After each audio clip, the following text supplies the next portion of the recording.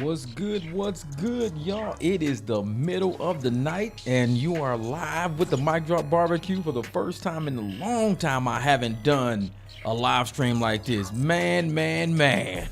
Oh, I got a countdown and everything, man. What's good, my man Veliano, my man Logan out there. Man, I'm telling you, and I got, right now what I'm doing is I'm moving everything around to get things situated for this live stream so we can actually go live in a second, man. You know how I am. I gotta keep it legit. You know what I'm saying? I'm trying to work with these live streams to keep it legit for y'all. Keep it popping, ain't no stopping. Let me move the stream over here a little bit. Cause this is what I'm doing. I'm working on like 2 and 3 different things right now. So I'm moving my stream over, getting everything situated for y'all. Man. I don't think I have a big screen tonight though. I'm not running 1080p tonight. I'm running 720 to see if this thing will actually like act right. So yeah, we gonna have it going, man. We gonna have it going. I appreciate y'all for rocking with me this live stream. Most definitely up late. And man, it is so much going on right now. So I'm like, let me actually get involved in the conversation right now, because there's a lot of people. Hey, there we go. All right, now I can see we at the chat. All right, we in the chat right now. Okay, I see us. Wait a minute. Let me move my chat around right now. Trying to get this thing right. There we go. I think that's it right there. I'm not 100% sure. Let me do like this real quick. If it's actually in the building. Oh, there. Okay, now I see what I'm doing. All right, bet. So because I got that set up, I can actually open this screen wider, I believe. I'm practicing, man. I'm trying to get this thing right. Okay, there we go. So I got the chat at the bottom, the screen wide open. Now we in the mix. Let's go. Y'all just saw me set it up live, man. But I appreciate you guys for rocking with me tonight, man. But now I can't read it. Yeah, let's shut it back. What's good, J Stroke, man? What's up, Miss Becca? What's good, everybody in the building tonight, man? Like I said, it's gonna be a late one. I was out actually driving, and it's just garbage out, man. If anybody knows that we're like private drivers, we like to go out here, make our money late at night. There's big concerts and events going on everywhere, but it's so much traffic, so much, and people just don't get it. If you're a driver, or if you know anybody that drives, when you go to an event, let me tell you what you do. When you go to an event and you request a ride, whether on the apps or anything else, get as close to the street as you can possibly get. Walk to the street where the traffic is. Get to the street. These idiots are not going to the street. They're going to parking lots in the very back of the property that says rideshare pickup. Yeah, that's what I'm saying, man. J-Stroke, you know exactly what I'm talking about. These idiots are going all the way to the back rideshare area. And I'm like, why are y'all going to the rideshare area? Don't do that. Like, make sure if you're going to get a ride, what you got to do, let me close that. If you're going to get a ride, what you need to do is go to the street, go to Rio Salada, go to Dobson, stand on the street. If you go all the way to the back, now we got to fight through traffic to get all the way back there, to fight through traffic. It's going 0 miles an hour, pick you up when you could have walked to the street and we could have been gone already. But people don't get it, man. They don't get it. That's why I was like, I saw that shit and I was like, and I had a black ride. It was a $44 black ride going to Tempe, or his black SUV, $44. Pick up there, take them to Tempe, $44. I said, cancel. I got the fuck out of there and came home because I didn't know it was a crazy concert like that going. I drove over there. I was like, man, cancel. Nope, not happening. Y'all ain't doing me like that, man. Nope. Exactly. He's out there one ride like that. I was like, I'm cool on that shit. Bro, that's what I saw. When I saw that, I was like, nah. Nope, y'all not doing me like that, man. Nope, ain't nobody getting me like that. So I was like, see you later, bro. I got it, man. And I tell people, man, this is what we do for a living. We like to go out. We like to make our money. This is how we do it.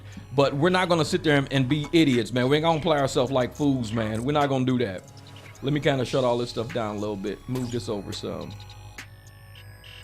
So you guys might see the screen changing a little bit. Yeah, but no, I appreciate you guys coming with me to the live stream tonight, because I was even considering not even doing a live stream. And I was like, man, but there's so much going on out there, you know, And in this crazy world we live in right now, man, crazy world, we're getting, women are getting killed on vacation, on their birthdays, fathers of 8 running around killing all the kids in the house, husbands going through a divorce, killing a wife. That was Justin Fairfax. I mean, it's so much. And then tonight you got a fool try to run through the security at the White House and just guns a-blazing. People are mentally losing it. They think we live in GTA right now. People really believe that we live in GTA, like we're in a video game. And they don't really think that life is real. And there's people on the internet, like I said, a lot of people on the internet need to have their IP addresses tracked by the FBI, because you can just tell from the comments, these people are mentally not there. When I wake up in the morning, this is what I think about, because maybe I'm a little too old. Maybe that's what it is. I'm probably old. I wake up in the morning, I think about if I got any sausage thawed out, if I got enough eggs, cheese, if the dogs tore anything up, because they like to drag shit around and tear stuff up. I think of stuff like that.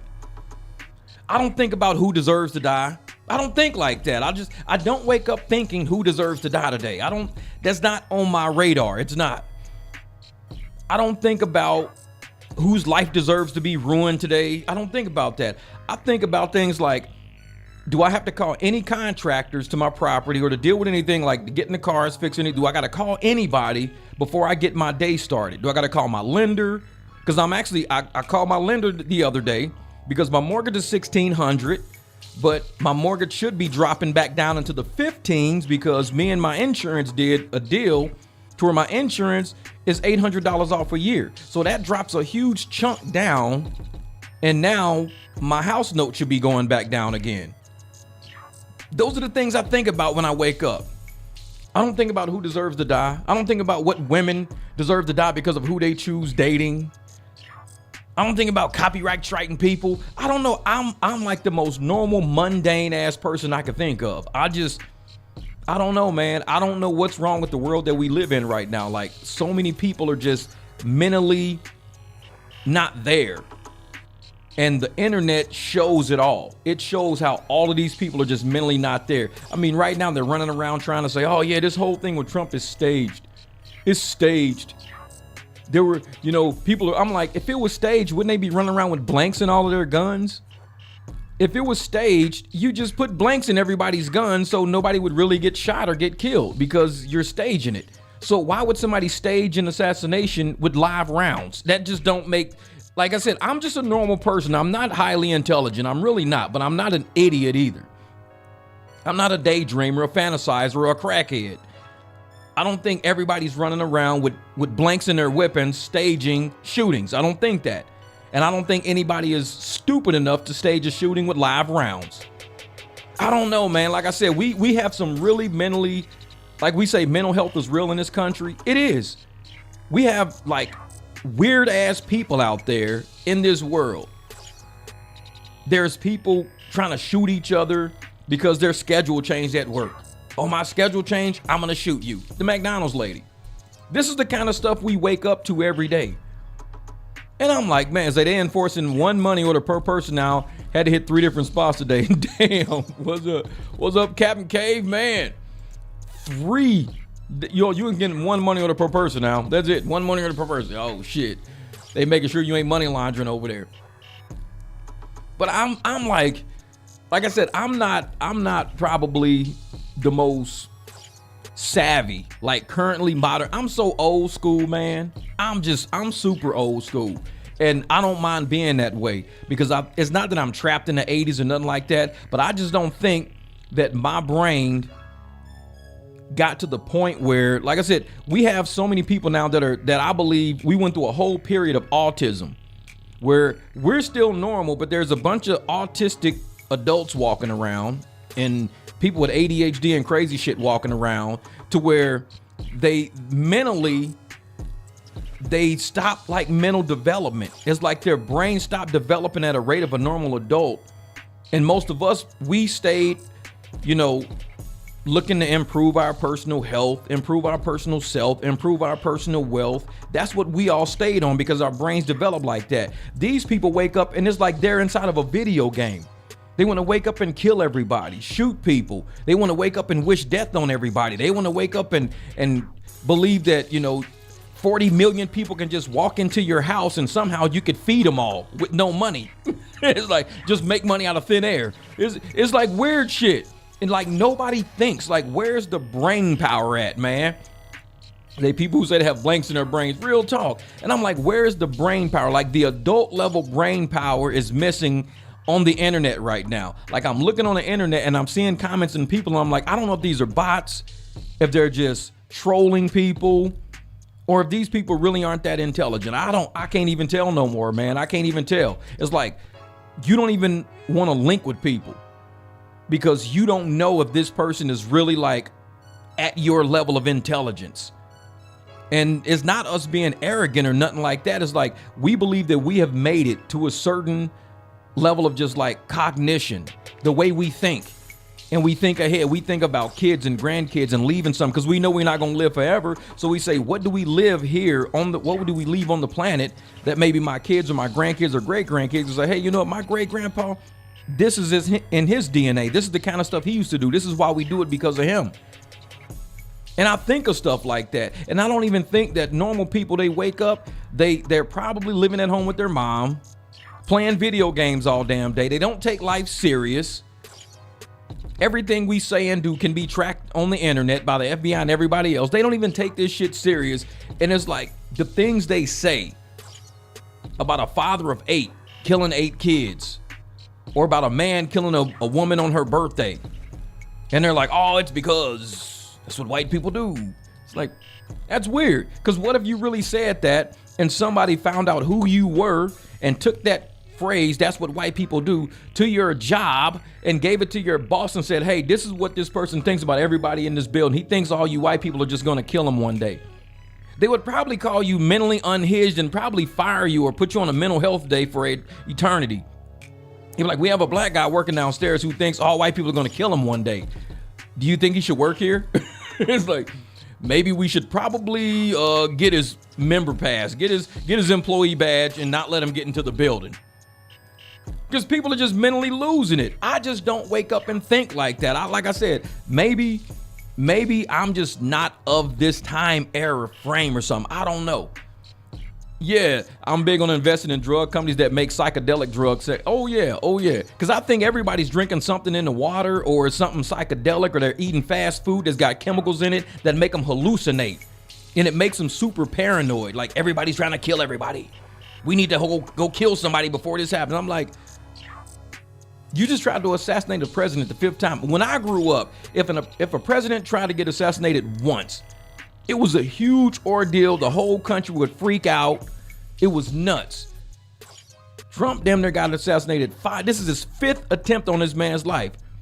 And there are people walking around going, yeah, he need to be, that need to happen to him. Yeah. I'm like, what? I mean, if you disagree with somebody, and from an adult standpoint, you find out first what you disagree about. Where are we not on common grounds about? And I'm saying this from an adult standpoint, not a childish standpoint, because I know a lot of people don't have that adult mentality. You find out where are we not on common ground at. What do you think versus what do I think? And from there I say, okay, if you think that, I think this, and we can't come to agreement through negotiation or nothing like that, then we have to make decisions to where what I can get, if it's mass, like if the majority of people think like me, then we can vote on things, because elected officials are representatives. So if you're not representing what the majority of people are thinking, we could just vote you out and call it good, no big deal, vote you out. And then we can end up getting our way because the majority of people think like me. But instead, it's this crazy psychotic minority of people running around with weapons right now. If the majority of people didn't think that a certain elected official didn't represent them, they wouldn't vote him back. Like, where's Jasmine Crockett right now? Where's Jasmine Crockett? She's online begging for a job right now because she got voted out. You know why she got voted out? Because the majority of people didn't agree with what she thought. That happens in politics. And I don't think a lot of people are ready for politics. We have a bunch of people who are too childish for politics. Yeah, they're of age. They're 35, 40, 50, but they're childish. They're probably 45 with a credit score of 500. If you're 45 and your credit score is 500, you haven't grown up. You're not mature yet. Because by the 45, you've been on this planet for 4 decades and you haven't figured out how to pay your bills yet. After 4 decades, you're childish. You haven't figured it out yet. I mean, if you're 45, 50 years old and you're still, living in a house with 4 guys because you got roommates and shit like that, you're 5 decades on this planet and you haven't figured out how to pay bills yet to where you need to live like you're in college again with 5 roommates. I mean, you got to think about the type of people we're talking about right now. We're talking about people who aren't mentally together to even be adults, but they want to sit at the adult table instead of at the fucking hot dog and corn dog table. You want to sit at the table with the people with stakes, the people with 800 credit scores, 700 credit scores, companies, careers, their own property, their houses, got their shit together, kids in college. But you are the same age, living in your mom's basement, 450 credit score, 3 repossessions on your credit, can't hold a fucking job, but you want to sit at the table with the adults and be like, I'd like to help you guys make a decision.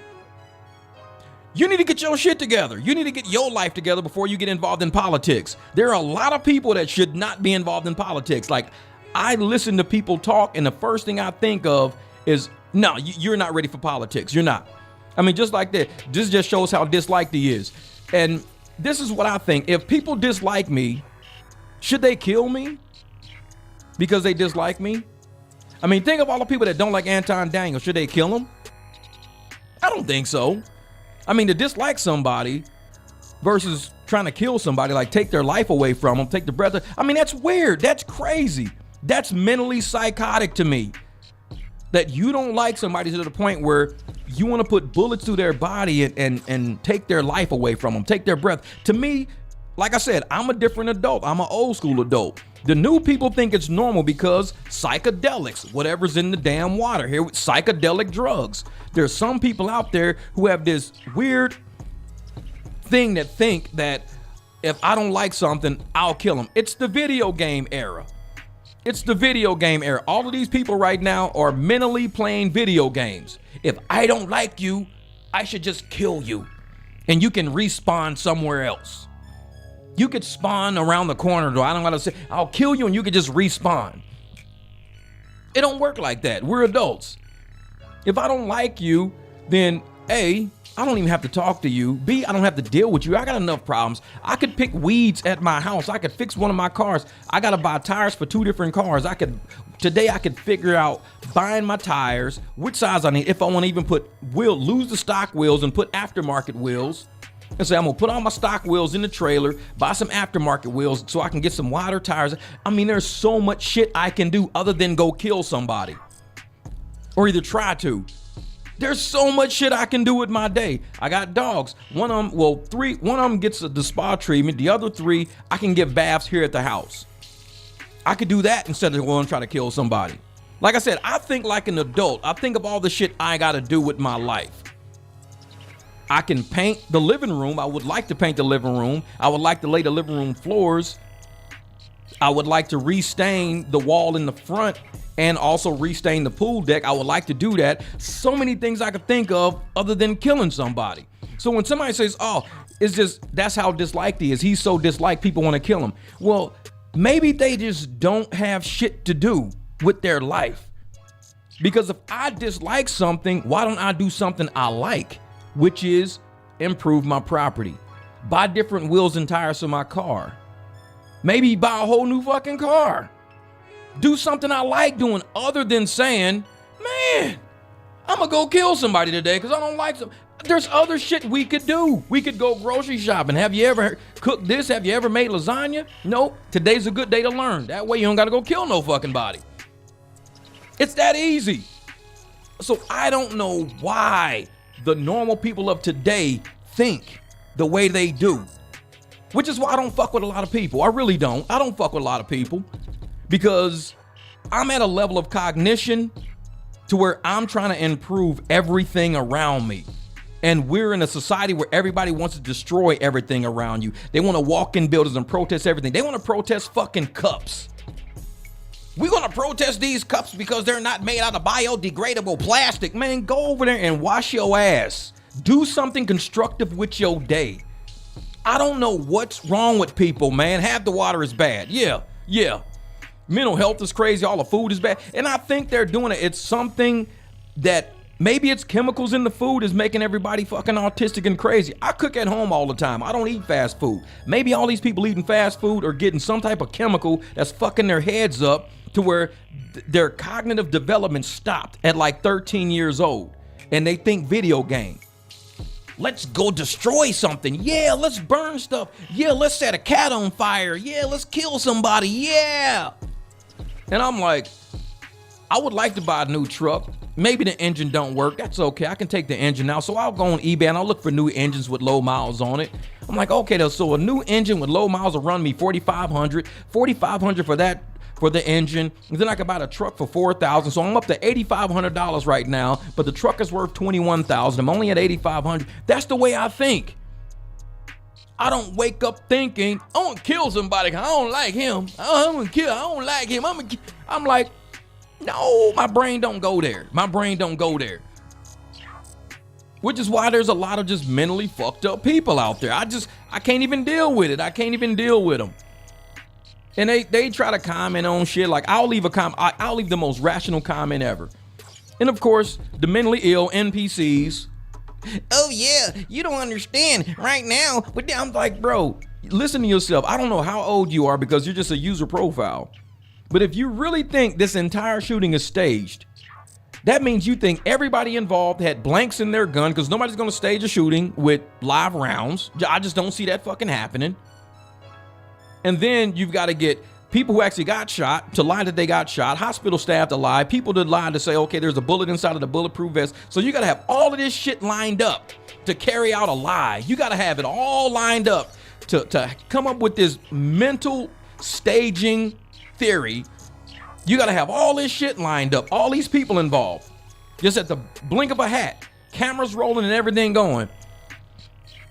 And I'm like, if he wanted to stage something traumatic, wouldn't he just pretend that he's choking on fucking food? I mean, it's a lot easier to pretend that you choking on food than it is to do all of that shit.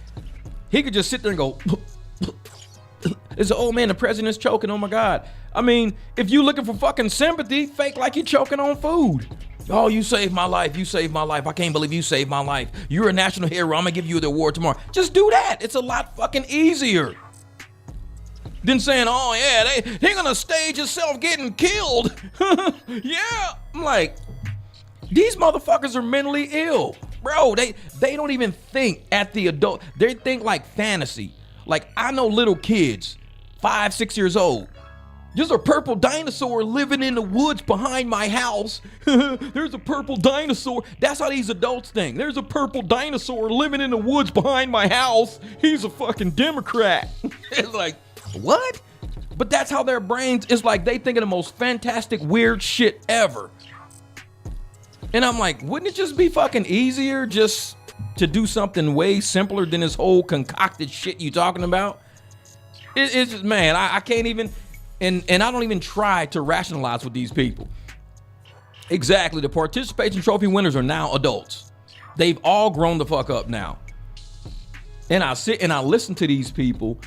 And I mean, I don't know. And people think like what I do is like, oh man, you always building stuff. You're always working on stuff. I'm like, dude, I grew up in this neighborhood. I grew up in that type of neighborhood. Every time you walk down the street, you see people's hoods open on their cars. They pulling out whole transmissions and shit. They're doing everything. They're doing everything. This is knowing Trump is staged so he can have a reason to complain to build that ballroom. See, that's what I'm talking about. People like that. People like, why would somebody use live rounds to try to kill themselves just to do something? That's like me saying, I'm going to use live rounds to shoot up your house tomorrow so you can have a day off of school. This is how they think. I'm going to come by your house and do a drive-by on your house, shoot your whole house up, just so you don't have to have homework and you don't got to go to school tomorrow. And it's like, this is how they think. Like, why would you use live ammunition to damn near kill yourself? Just to have an excuse for something. Where like it is almost like the sanity doesn't link with reality. Like, it's an insane level of thinking. That's like me saying, well, I don't want to pay my mortgage, so what I'm going to do is I'm going to have somebody come shoot my house up with live rounds. Well, why don't you just do something easier than that and just like, I don't know, go run your car into a fucking pole. I don't know, man. I just do something different. You don't have to aim bullets at you and shoot at everybody in the spot and kill people. Just you don't have to do something. He says, yo, yeah, I'm 56, so you know we operate off that common sense. Yeah, and it's like, it's like people have this video game mentality. They don't even think bullets are real or death is real. They don't even think none of this shit's real. To them, it's all like staged. Everything's fake around them. Like, this is all fake, man. We're living in a simulation. I'm gonna jump off the building and fly tomorrow, bro. I'm just gonna fly to work. Then they jump off the fucking building and die. And once they die, they're like, well, the ground was too hard. I want to sue the people who made the concrete. We should sue the people that made the concrete, because when he jumped off the building, he was supposed to fly, and if he couldn't fly, he was supposed to land on softer concrete. It's like, no, this ain't GTA. You can't jump off a fucking building and fly. It's real. It's what it is. Yeah, funny that people say they don't know Trump. Yeah, some people, they definitely have no sense. And it's like every time we try to have a logical conversation, it shuts them down, because you got to realize many of them grew up without that extra wire in their brain. It's like everybody's got the CPU in your brain. You got a computer in your brain, and it's all wired a certain way. Some people are missing a few fucking wires that don't tie in certain parts of your motherboard to other parts of the motherboard. They don't have that wire. So you see them do shit like lick ice cream in the store. You see them do shit like record themselves doing a crime and then say, I didn't do a crime. But you recorded yourself doing it. Or you see themselves doing dumb shit and then coming up with some lame excuse later. It's like that wire is missing. Having $30 million and you file $30 million and then you say, well, actually, I got 95,000. Where's that wire in your brain? And a lot of times these politicians know people are missing that wire. So they treat people like they're stupid, because they say, well, these people are missing a wire. So all we can say is we didn't mean it, or we didn't know it. And they go, oh, you're right. I make that kind of mistake all the time. Credit score 485. We believe you. We believe you. Credit score 485. We believe you. 3 fucking co-signers just to go get a pair of Reeboks. We believe you. You too fucking old to be having co-signers. I mean, I stopped having co-signers when I was like 18, 19 years old. I had a co-signer for my bank account when I was, 17, 18. I had a co-signer for that. Then I had a co-signer for my very first car loan when I was 23 years old. And that was it, because I had never had a car loan before. So I got a co-signer. Paid that off. Haven't had a co-signer since I was 23, and I'm 53 now. So 30 years, 3 decades, 2 co-signers in my life. Almost an 800 credit score at this age I'm at. I take care of all my fucking bills. I'm like a normal adult. To me, I'm a normal adult. People say, dude, you are so fucking successful, bro. You got a house. You got cars. I'm like, no, my car got 221,000 miles on it. My other one got 259,000 miles. You acting like all my cars got like 1,500 miles on them.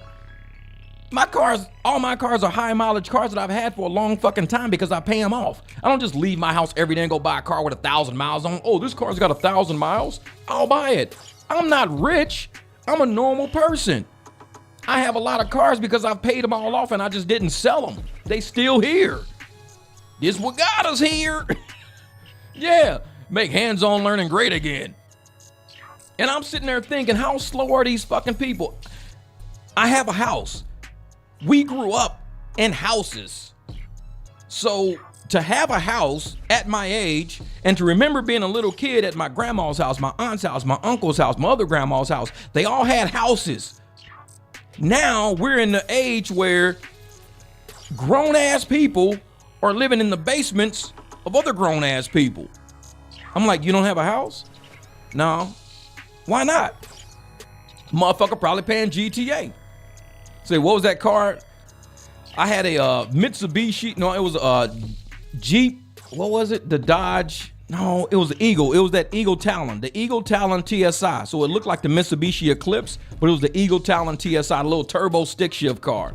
So it looked just like a Mitsubishi Eclipse, but it was the Eagle Talon TSI.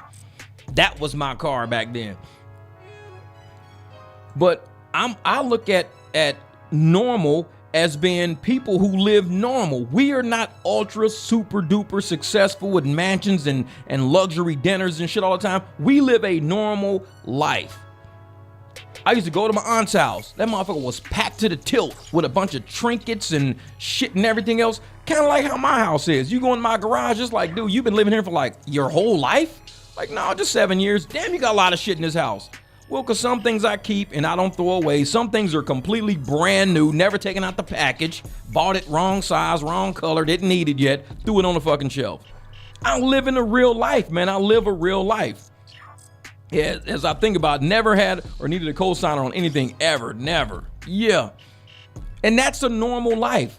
To not need a cosigner. See, I had a bank account at 17 years old because I was working at McDonald's and I couldn't go get my own bank account. They said, you need a cosigner. My Aunt Melva Jean cosigned for me to have a bank account. I was 17. So I got that bank account at McDonald's so I could put all my paychecks and shit in it.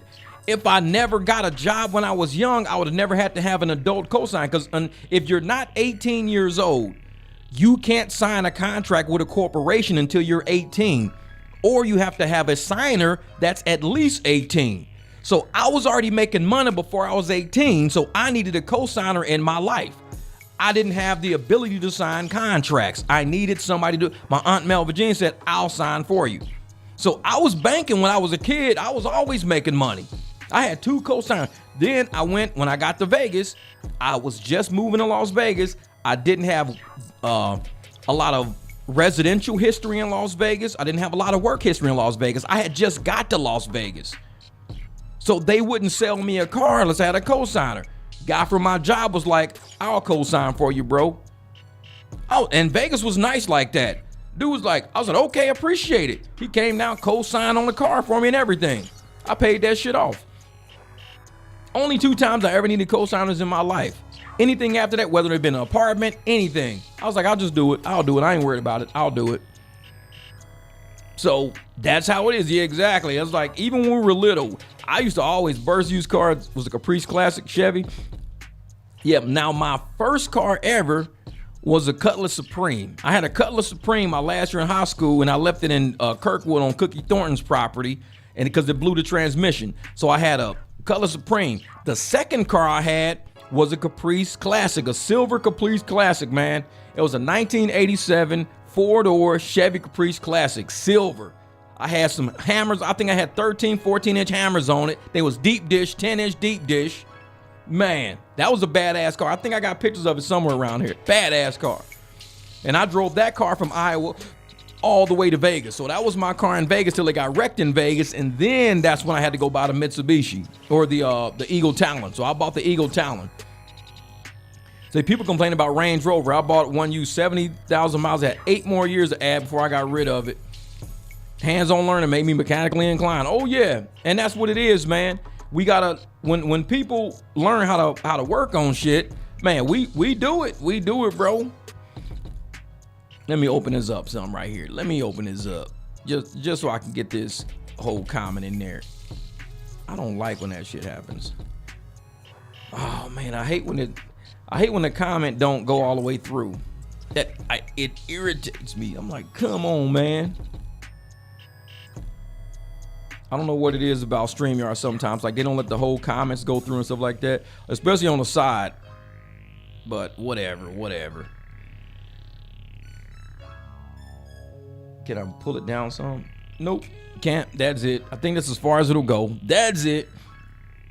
Oh yeah, and that's the thing, man. Like I said, I got my 2011 Wrangler outside. That's got 259,000 miles on it. My 2005 Escalade 221. 130, 115, 116 on my 19 Beamer, 131 on my Expedition, 92 on the Mercedes. So all my cars are high mile cars, man. All of my motorcycle, I think I got 30,000 miles on my motorcycle. It's a 07 with like 30,000 miles on it. because I don't really ride the bike like I used to. So it's 30,000 miles on my motorcycle. I've had it for about 10 years now, 11 years. So because I bought it in April of 2015, and now it's April of 2026. So I've had that bike for 11 years. I bought it with 8,000 miles on it, and it's up to 30,000 miles now. So I put about 24,000 miles on that thing in the past 11 years. Man. Oh yeah, for some folks, taking a small student loan help credit, 4 years of credit history. Oh yeah, just don't borrow a lot. That's it. Just don't borrow a lot, man. Just don't do it. Let me see if I can shut this up like this. There we go. I'm gonna actually make this smaller right here. I'm gonna pull this all the way over here. Transition that. Yeah. I'm getting this screen together, man. I'm getting it together. I'm getting my screens together, man. And that's the thing, man. Like I said, we live an adult life and we do things at a level of maturity to where we want to educate people. So we're like the only race that keeps restarting at the start line over and over again. And I say that because a lot of people, like, they complain when they allow like their kid to be 22, 23, 24 and still living at home with them. I say give them time to save up money so they can go out and buy a small condo instead of paying rent on a condo. They can go buy a small, townhouse instead of just do whatever you can do to give your kid as much help as you can. Now, by the time they 30, 35 years old, they shouldn't still be living at your house because 16 is when it starts. You start making money at 16. By the time you're 20, you should have a couple of jobs in there. Maybe 2 jobs by the time from 16 to 20. 2-3 jobs, that's it. If you, in 4 years, you've had 14 jobs, then there's something wrong with your kid. They don't have that power to stay at a job. Something's where they got an attention deficit problem. They don't have a deal to stay at a job. They're going to be like that for the rest of their life. And so when I talk about my kids and stuff like that, my one son, he's had, maybe 2 or 3 jobs his whole life. He's 24 now. I mean, he works with drone technology in the Sea of Japan. He's doing a lot of different stuff with his life. And he's not in the military or nothing. He takes a job and he keeps it. He knows his worth at that company, and he's been moving up and making a ton of money even at a young age. He makes more money at a young age than I made with a degree at his age. So kids that operate like that and move like that, you don't got to worry about them a whole lot. What's up, Miss Severe? But there's a lot of people out there who they think their kid job hopping is normal. And I'm thinking something's wrong with your kid. If your kid is job hopping to that degree, mentally he's lost. You've got to check him, be like, hey, listen, man, you're trying to, job hopping, doing all this weird shit all the damn time. Do me a favor, keep a job. That's it. Do me a favor, get a job and keep a job. Stop job hopping all over the fucking place. But you can't tell some people nothing. They let their kids run their life, and then their kids grow up and they get on the internet, and these are the idiots who think, yeah, everybody's running around with blanks in their guns trying to shoot the president. This is staged. He's trying to do this just so he can build a ballroom. What? I'm like, you trying to kill yourself. Get yourself killed so you can build a ballroom. Listen to your logic. Yeah, he's trying to kill himself so he can get a ballroom built. It's like me saying, I'm going to kill myself so I can get extra EBT or something. I'm going to kill myself so I can get extra EBT and so I can't work and stuff. Yeah. Why? Things have to line up with sanity. They have to line up with sanity. You don't kill yourself or attempt to kill yourself in order to get something built onto your house. It doesn't make sense. The logic I can't even put it together in words. And when I first started seeing people say that, I was like, what? I never even thought of that because I'm a normal adult. I'm a normal human. I don't think like that. Yeah, he's trying to kill himself so he can get a ballroom. Yeah. No, that's stupid shit. That's yeah, I'm gonna run away from home. Yeah. So I can just run away. My mom's gonna do what I tell her to do. I'm gonna run away. Why don't you just go get you a fucking apartment? You're 46 years old. You're not really running away at 46. At 46, you're going out on your own. No, I'm running away. I'm gonna run away from home. Yeah, my mom's gonna be mad at me. Bro, you're fucking 46. Running away is like when you're 12 and 13 years. That's running away. You're a grown-ass person now. Go get your own place to live. But that's how these people fucking think, man.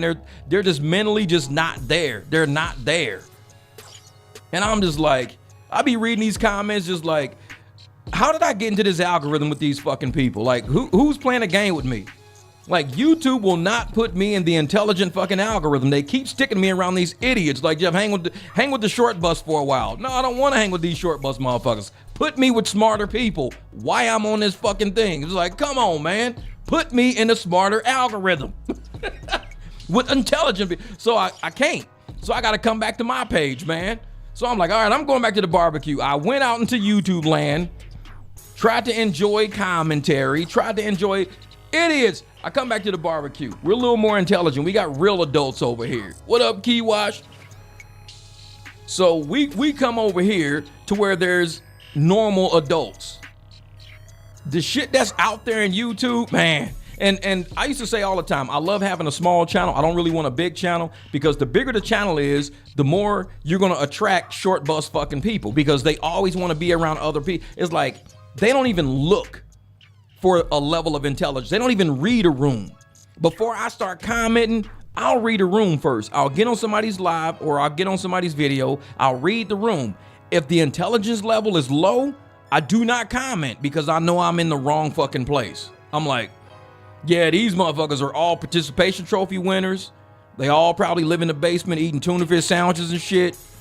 Let me go find a different video to watch. And that's how I handle it, man. I just bounce. I don't try to fit in everywhere because I know adults don't fit in with some of these. I mean, these people are old as shit. They use their last dime on hair dye. Ain't got no fucking money. Dead broke. But they'll go find some blue hair dye. Now you were just trying to borrow $30 fucking from somebody because you had no money. But somehow you scrounged up $20 for hair dye. I gotta get my hair done because tomorrow we're gonna go have coffee at the park and we're gonna talk about, politics. You should probably go get a fucking job. How about that? You're trying to borrow $30 at this age. We're too old for that shit. At this age, I'm trying to borrow $30,000. If I'm trying to borrow $30, I missed like the assignment some fucking where. I have $30. I don't have $30,000. If I borrow, that's the amount I'm gonna need. But these people don't think like that. I gotta borrow like $100. How old are you? I'm 33. And you're trying to borrow $100? You don't have $100? No. What do you do all fucking day? Well, I got Minecraft, I got Roblox, I'm gonna play Fortnite later, and then I'm gonna go talk politics. Politics is the last thing you should be fucking talking about. Like, politics ain't for everybody. But everybody thinks it is because it's the norm now to talk politics. Back when we was little, nobody talked politics. Nobody. Nope. The NPC always in. Yeah. Nobody, when we were little, nobody really talked politics. They would every once in a while, talk about life and talk about, programs and talk about that. That's it. But nobody really, because we didn't have the internet. We only had our neighborhood, our community, and the people around us. We didn't sit in Meacham Park talking to people like we're in Meacham Park, St. Louis. We didn't sit in Meacham debating people in Florida all day. We didn't sit in Meacham and talk to people in Seattle, Washington all day. We didn't sit in Meacham Park talking to people in Syracuse, New York all day. We didn't have the internet. So we didn't even know how stupid people really were outside of Meacham Park. Meacham Park is where we were. We all worked and we worked on cars and we painted houses and we built fences and we tore down trees and we pulled weeds and we fixed shit. We was in Meacham Park. That's what we did as a community. We hung out in Meacham Park. Now that we older and we see there's something bigger out there, there's people way more stupid out there too. That's the part they don't tell you. There's some idiots out there. And you see them on the internet because we got internet connection now. So you start going through and you start seeing people in Syracuse. You see people in these little podunk towns in Oklahoma and Nebraska and all these places, and they don't have common fucking sense. They said, oh yeah, tomorrow they're gonna do this and this and this because America. I'm like, dude, that's the dumbest shit I ever fucking heard. No, it's gonna happen. And then when it don't, well, the only reason why it didn't happen is because Trump. It's like, no, it didn't happen because it's just realistically it's just impossible. That's all. No, matter of fact, don't talk shit. Yeah. Man, this rotary dial phones was our internet until our mom said, get off the damn phone, running up my bill. Yeah. And I'm like I said, we're from that era. There's not a lot of us left, bro. There's not a lot of us left of people who actually remember real life without digital access. And when I'm at home and my phone is in the house on the charger and I'm in the backyard, I'm pulling weeds, I'm shoveling rocks from one side to the next, I'm moving shit around, I'm spray painting gates and I'm putting, man, my phone ain't nowhere near me, nowhere around me. And I'm just having the time of my fucking life, man, just enjoying my day. People trying to call me to have me pay for this and trying to call me to see if I want to sign up. But man, fuck all them people. I don't even answer my phone. Because everybody that calls me needs money. Hey, this is such and such with such and such company and blah, blah, blah. They, what do you want? Well, we want to know. We have a subscription going on, right? Click. Fuck that. No subscriptions. I'm not buying shit today. I'm just trying to pick weeds in my backyard, scoop dog shit, finish painting my gate, think about how I'm going to get, the paint that's flaking on the back of the house because the sun cooked it, chip some of that away, repaint that. That's what I'm focusing on today. Normal shit. Just normal life is all I'm focusing on today. Normal life. And you got these idiots on the internet, or you got somebody trying to fucking sell you some shit on the phone. You bought an Expedition in 2024, and I know it's out of warranty by now. Would you like to buy an extended warranty? No, I don't want to buy no warranty. I'm a mechanic. I work on my own car. But some things you can't fix on your own. Motherfucker, you don't know my garage, do you? I could take a whole engine. I got engine hoists in my garage. I got transmission jacks in my garage. I take transmission and engines out of cars. And you calling me about an extended warranty? Get off my fucking phone. It's like, I got shit to do today. It's like, I'm not dealing with these people. Yeah, these motherfuckers don't even have the mental energy to wait for the dial up the internet. I know it. This is man. So you talk so much shit, then remove my comment. Do one Muppet. What? I don't even know who this fucking person is right here. Does anybody even know who this person is? It just came out of nowhere. Nobody knows who that person is. If somebody's removing your comment, it must be fucking YouTube. If you see me here with both of my hands in the air, so how am I removing a comment? Like I said, we have some of the most dumbest motherfuckers on the internet. This is what I'm talking about. My hands are right here. Everybody's seeing me talking and I'm talking and I'm talking and this, but yeah, you're removing my comments. Stop removing my comments. It's like, dude, you see my fucking hands. What are you talking about? This is what I mean. Short bus motherfuckers all over the place. I'm not a goddamn magician. I'm not doing magic, motherfucker. I don't even know you. Nobody knows who the fuck you are. You came on my live. Yeah, stop removing my comment, motherfucker. Here are my hands. Or what are you talking about? This is what I mean. Idiotic motherfuckers that just jump around the internet all the time. These short bus motherfuckers are everywhere. It's like, maybe I will find out how to remove your fucking comments now. I don't even know you. Maybe I should ban you from my fucking chat. I have no idea who you are. Not removing my comment. You talking all that shit. It's like, you fucking slow motion motherfucker. Get off my chat. I don't even know you. At least come in here and have a goddamn conversation. It's yeah. You ain't even that fucking important. You ain't that important. Nobody even knows who the fuck you are. Yeah, exactly. It's fucking Anton, probably. He's removing my comment. That's what I mean. That's these slow motherfuckers out. Like when I tell y'all with some idiots on the internet, y'all be thinking I be joking. Man, these motherfuckers are everywhere. They're everywhere. And I don't even hang with these people. I don't. Say, when'd you start cussing so much? Oh, bro, you haven't. My channel, you know what? This is another person who's never been on my channel. I was told so many times that my channel wouldn't go nowhere because I'll cuss too much. You're sitting here on April 26, 2026 saying I cuss so much. People have been saying this shit since like 2023. So for 3 years, people have been saying I cuss too much. And you saying, when did you start cussing so much? Have you even watched my content? If you watch my content, you wouldn't say that shit on the 26th of April, 2026. People saying, you're not going to get monetized. You cuss too much. You're going to lose your channel. You cuss too much. I'm talking about 3-4 years people been saying that shit. And like I said, people will get on the internet, not read the room or know where the fuck they are. And this is what they say. These are the slow ass people I'm talking about. So for 3-4 years, People have been saying this, but now you're saying, when did you start? No, it's when did I stop cussing so much? It ain't when I started, it's when did I stop? I've been cussing you motherfuckers out for years on this channel. You ain't never watched none of my live streams, otherwise you know. This is easy. You ain't never watched none of my videos, otherwise you know. This is easy.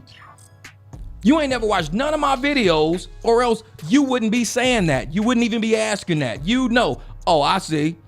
That dude, he be over here fucking going off on people, man. I'm known for killing people in comments. I'm known for eating people up in comments. And it's the 26th of April in 2026. When'd you start cussing so much? When'd you start cussing so much? What?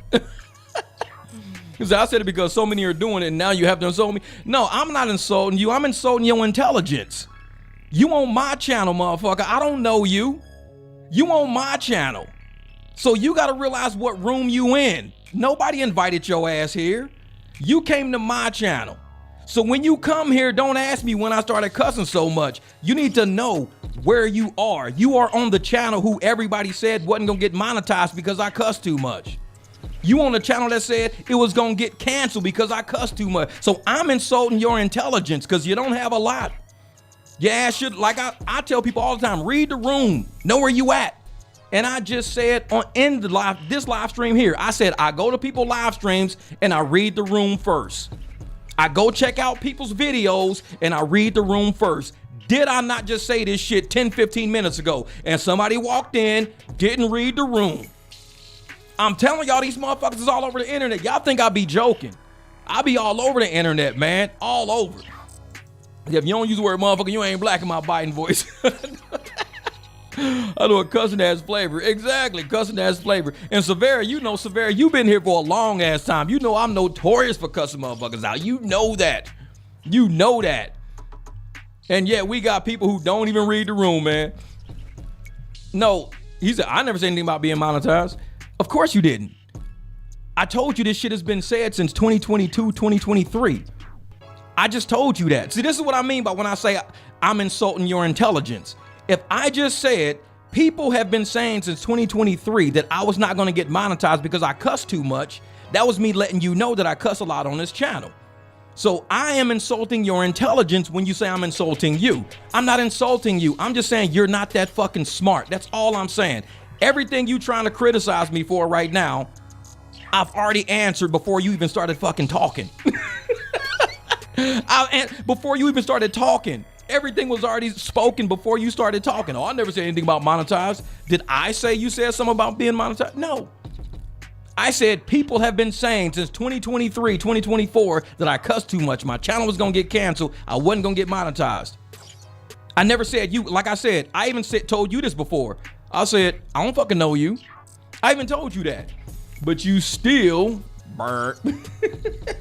It ain't that serious. Nah. I just want people to know when they see your name on my channel, you ain't that fucking smart. So maybe don't get in too deep conversation with you. I'm just letting motherfuckers know who you are. So when y'all see that name, it's probably ain't even worth the conversation. Let him talk and let him chat. It ain't worth the conversation though. Trust me. It's because it's day one. My channel was formed on cussing. Man, formed on it. People, and so when I used to do my ride-alongs, I used to call these raggedy motherfucking ass, these ragged ass motherfuckers. I used to cuss all the time. People used to die laughing. Those are some of my best videos though. All my videos with cussing, man, 60,000 views, 30,000 views, because people would be dying. The shit was comedy. It was comedy. But when I try to get into like the news and I try to get into like the commentary and this and that, and I kind of, tame my cussing down a little bit, then motherfuckers forget who I am. They like, who the fuck are you, motherfucker? Like, oh, trust me, I'm still from the hood. Don't you think I'm an accountant with a degree and I don't know? I'm still from the hood. I'll cuss your ass out in a heartbeat. Still riding these motorcycles. I'll do it. I don't know, keeping it real. I cuss a lot too. And that's what my live streams are for. My live streams are for me to enjoy myself. I don't have to edit out no cuss words. I don't gotta do shit. I just roll through my live streams. That's it. And if people don't like it, shit, man, there's millions of content creators out there. The fuck you looking at me for? There's millions of people you could be listening to. And when people used to come to my channel, back when I had 2,000 subs, 1,800 subs, 3,000, 4,000 subs. Oh, I'm unsubbing you. You cuss too much. I got 25,000 subs on one channel and 66,000 on the other channel. All I had was 2,000 subs total back then. And motherfucker, I'm unsubbing you. Go. The fuck you waiting on? Now I got like 90,000 fucking people listening to me cuss now. And these motherfuckers left me at 2,000. I'm leaving you. I'm unsubbing you. Go. Fine. Now I'm at 90,000. Saying the same shit I always said. It don't make no difference. I even try to be nicer to people and they still don't fuck with me. So I'm like, whatever. I don't give a fuck. Like that shit don't bother me. I'm unsubbing you. I'm not gonna watch your shit. Bro, there's 9 billion people on this planet. 9 billion almost. 9 billion. And there's only 25,000 people on my channel. I have a long fucking way to go. Trust me. Losing a sub don't mean shit to me. It's 1 out of 9 billion. Man. This is why you gotta talk so much while creating content. Exactly. People say that shit too. Why you gotta talk so much? What's good, Jose? My man, what's good? That's good, man. So I tell folks, man, I enjoy my day, man. I enjoy my day. People that come on this channel, they don't read the room. And I have been saying since I started this channel because I'm a very thoughtful person. I said on this channel millions of times, make sure you pay attention to what room you walk into. I've said that since I started this channel because I know life. I know real life. So I'm like, make sure you know what channel you on when you walk into that room. Make sure you know. And I would tell people that to try to help educate because not everybody's that intelligent. And on this channel, we think everybody's intelligent as we are. We really believe that and we hope the best. We really hope people are that smart, but they're not. Trust me, I've seen all over the internet. They're not that smart. And like I said, everybody in class don't make an A. Everybody in class ain't gonna make an A. Some people do fail for a reason. The intellect just ain't there. The comprehension level ain't there. If you look at the comprehension scores in school right now, they've been like this for decades. Our comprehension scores didn't just get low in 2026. Our comprehension score has been low since like the fucking 80s and the 90s. We got a lot of idiots that grew up that still don't comprehend shit. They don't understand nothing. They don't understand it. So I'm like, it don't bother me that people aren't that intelligent. It don't bother me. I just have to understand that not everybody's an A student. Not everybody's a B student. You do have failures in life. I mean, we got whole prisons full of people that have failed. Prisons full of people. That shit don't bother me. You just gotta know, get in where you fit in. Know where you fit in. If you don't fit in with criminals, then don't hang out with criminals. If you don't fit in with dumb people, don't hang out with dumb people. You might not fit in with them. They might not fit in with you because they're like, you always think you know everything. Well, for the shit we talk about, I kind of do know. It's like, I'm not gonna say I don't know. It's like, I know. So you know real life and actually teach us real life. And that's what it is, Juana. I really want to spread knowledge and intelligence. And I show people how to build things. Today, I was actually on some of my auto videos today because people watch my auto mechanic videos. So we're talking about the Volvo XC90, the Volvo XC60, and we're having full-blown conversations about them. One guy hit me up on the Jeep, I think it was the Jeep spark plugs. He hit me up on a Jeep spark plug video either today or yesterday. So we're talking about the spark plug assignment and talking about how to get the passenger side done because he watched my video. And he's like, man, you just saved me so much time, so much money. Appreciate that, bro. Thank you so much, man. Because I want to share knowledge with people to help them. That's what I do. I don't share dumb shit. Some people get online, like I said, they're NPCs. They get online and they share that low-level IQ dumb shit. They don't know how to speak intelligently. They just get online and just start running their mouth. They never read their room. When people get on my videos while I'm working on cars, they've read the room. They know that I'm working on cars. They talk about cars. We have discussion about cars. They read the room. When I'm talking about life in general, people read the room. They come in and say, okay, these people are just having a fun chat. They're just laughing and cracking up this and that, blah, blah, blah, whatever. They don't come in, why you cussing so much? Why you in here cussing so much? Motherfucker, do you know where you at? You at the barbecue, motherfucker. We've been doing this for years over here. Welcome to the barbecue. Read the room. Why you cussing so much? It's like maybe you in the wrong fucking algorithm. I don't know. If you're looking for the library fucking sissification motherfuckers, it's that way. Go click on that video over there. This ain't that video. It's like maybe somebody put you in the wrong algorithm tonight. I don't fucking know. But we have no problem with you just walking out and doing whatever it is you're doing. We have no problem with that. I know. Keep it coming. What's good, Miss Rosa? What's up? What's up? This is a what? Criminal. Criminal. Oh, yeah. Oh, yeah. Some of us got criminal stuff going on. Oh. Something I wanted to talk about, too. Did y'all see? Ooh, I need to find that. Meg the Stallion. Meg the Stallion and that Clay, whatever his name is. He used to play for the fucking Warriors. Clay. What's his name? Clay Thompson. That's it. Clay Thompson. I guess they end up splitting up. And everybody from the get-go said it was an odd match. They said, man, I'm glad you defending your cussers. Yeah, sometimes I've been riding motorcycles for 28 years. I done been to so many biker bars, so many biker garages and shit like that. But you got to realize a lot of men in 2026, a lot of men are weak. And I'm not saying that to be mean to them. I'm saying that to be real. If you say the word shit, they have a fucking heart attack. Oh, he said shit. Oh, man, don't be like, what? I'm like, bro, we ride motorcycles, man. We working on bikes. When you working on your motorcycle, trust me, you probably say more cuss words, breaking parts, trying to take your motorcycle apart than anybody will ever hear in their life. Cuss words don't bother me. I don't give a shit. This shit don't bother me. That you got to realize some men are not like that. Some men are really soft. They're really weak fucking people, and we leave them alone. We just leave them alone. Oh, yeah, that's what YouTube used to be for. People would make videos helping others, giving professional videos. Exactly. And that's why I would do it, man. That's why I would do it. I would help people out all the time with my videos. And that's why I'm leaving all my car content. Even though I don't talk car content, I do the videos and I leave it here for people who are just looking for it. But like the rideshare content and all that shit, I'm getting, because I don't really do rideshare no more. Even when I tried to do it tonight, I was like, doubt it. I did 2 private clients a day, 3 private clients. So I did my 3 private clients a day. And I was like, well, I'm gonna, go see how this concert thing is going. Man, I turned that app off, fucking went to Quick Trip, kicked back for a minute, drove my ass back home. No rides. I don't drive. I'm too spoiled, man. I'm too spoiled. I can't do that shit. Doo-doo. Don't say shit. Say doo-doo, baby. Like Dave Chappelle. That's doo-doo, baby. See, she's so beautiful. I love Megan. So Megan and Clay Thompson split today. It was the oddest couple from the get-go. Oddest, because Clay just seems so quiet, so reserved. And Meg always hangs out with these loud, that's raunchy. No, my car content is on this channel. If you go to my homepage, I got probably about 10 playlists on my homepage. So you go through my homepage and you see everything my channel is about.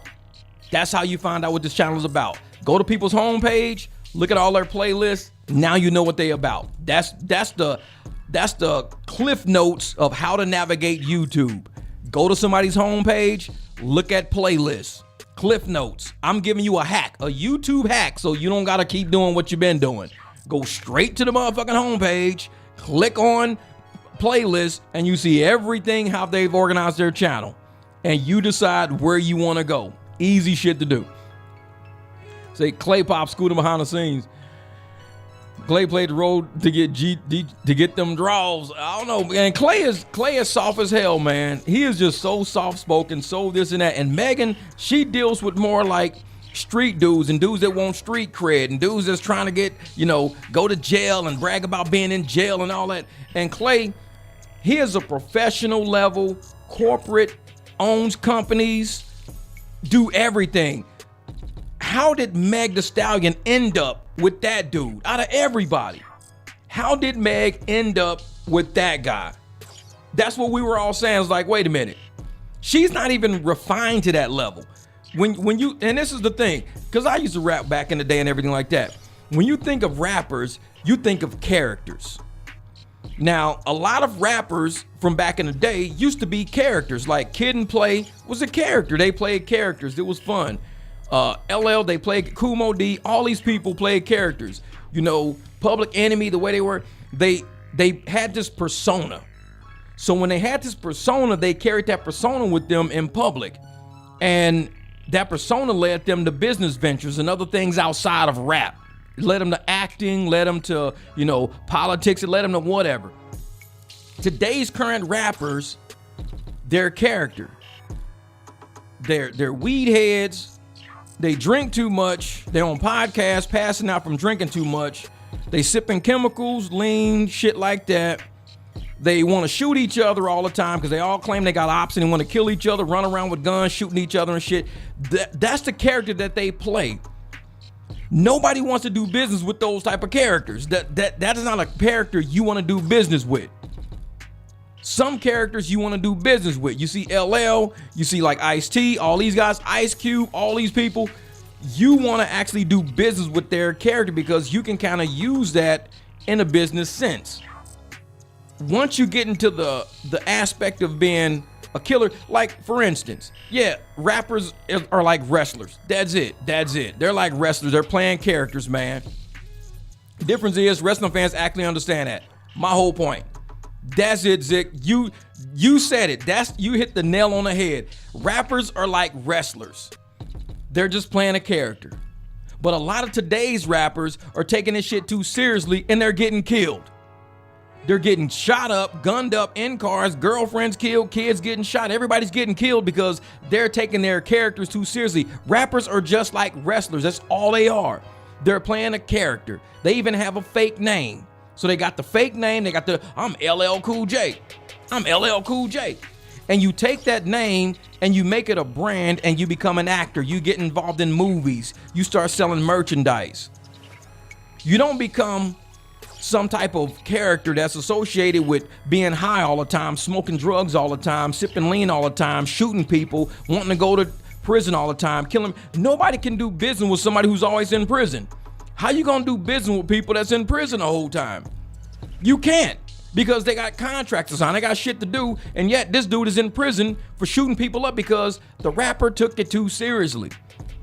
You can't be in your music saying, oh, I keep it real, I keep 100. We finna come by the place, kill all your family, shoot up the ops, kill all your cousins, kill up the barbecue, kill up everything. We finna do all that tomorrow.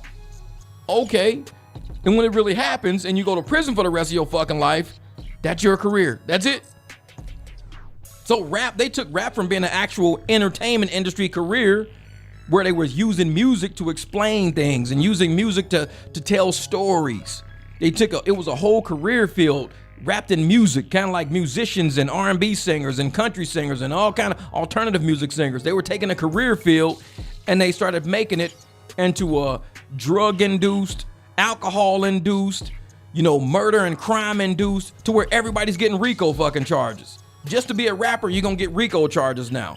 Because it's for crime and racketeering is what? Racketeering and some kind of crime. Racketeering something, crime organization. Who knows? So now you got all of these rappers out there who took this shit way too seriously and didn't realize you can't use your lyrics to talk about the crime you just did, because the court will take your lyrics and use them against you in the court of law, and there's no statute of limitations on murder. So if you got a rap saying, Halloween night, I rode through the spot, I killed little man, I shot him with my Glock, I killed this other dude, shot him in a car, I shot this other dude, he didn't make it far. So you're talking about all these people you killed at the Halloween party. And then there's a killing at a Halloween party. And they're looking for suspects. All I gotta do is just play me and Lil D and Lil D cousin and Lil D brother was with us too. And then Lil D's sister drove the getaway car. And then my man, Mike T, gave us all the weapons and the guns. That's how we did it, folks. Listen to my next album. And it's like, okay, you just told every fucking thing. It's like, you just said you killed all these people at a Halloween party. You just said everybody who's in it. And you don't think they're gonna listen to your album and be like, okay, so we know who did it now. We know who did it. Yeah, exactly. Say, how are you on tour making millions, but you mad every night on stage playing characters? Man, exactly. These people, it's all just, man. And corporate rap is crap. And most rap nowadays is AI rap, because I didn't even know they were doing AI rap at the level they were doing it. So rappers now, their voices are being used to create songs. Like you can hear Eminem rapping with Tupac, rapping with Lil Wayne, rapping with all of these people now, because they're taking their voices and doing AI rap now. To me, that's corporate now, because you're cutting out the actual rapper himself to not pay him, and you're just using equipment and software to generate money for a corporation, playing the type of shit that you know mindless people want to hear. That's it. Exactly. Mind control frequency. And these people, they want to hear nonsense and bullshit. So if you could get AI to create the nonsense and bullshit that you know people gonna listen to, you don't even have to pay the rapper no more. You don't have to pay all of these musicians and producers. You don't gotta pay none of it. All you do, you just run it through an AI. It creates a rap, and everybody in the club like, oh yeah, man, this new remix is sick, man. This new remix. Somebody created that shit like in an hour. That's it. That's it. They created in like an hour using AI, and everybody's just not even aware of it now. They're not even aware of it. So that means the game is diminished? Oh, truly diminished. No, I don't watch women's boxing. Nope, I don't really watch women's boxing. Nah.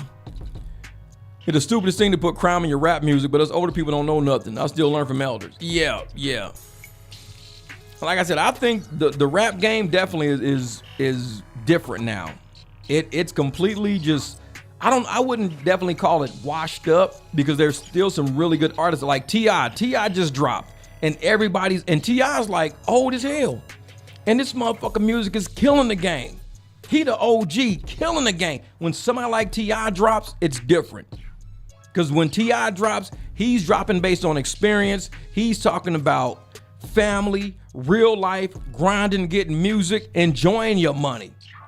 Not going out and killing people and shit. He's talking about enjoying your money with your family and buying businesses and land and doing. That's what T.I.'s talking about. He's talking about living the dream with his money.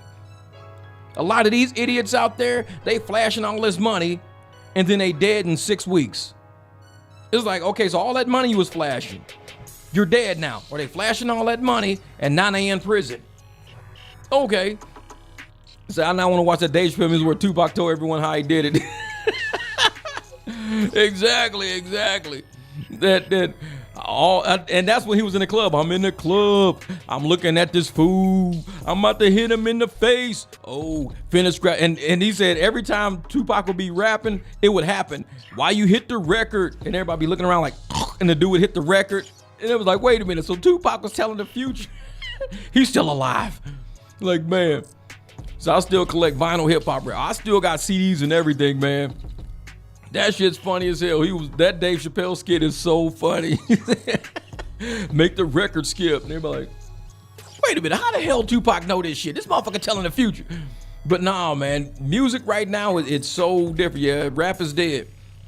The things that we deal with right now, especially in music and stuff like that, is just, I don't know. I'm one of those people that I still believe that if the older rappers all came back and showed the younger generation how real music make people feel good. It's hard to feel good dancing, talking about killing people. It's just hard to do that. It's hard to feel good dancing to music.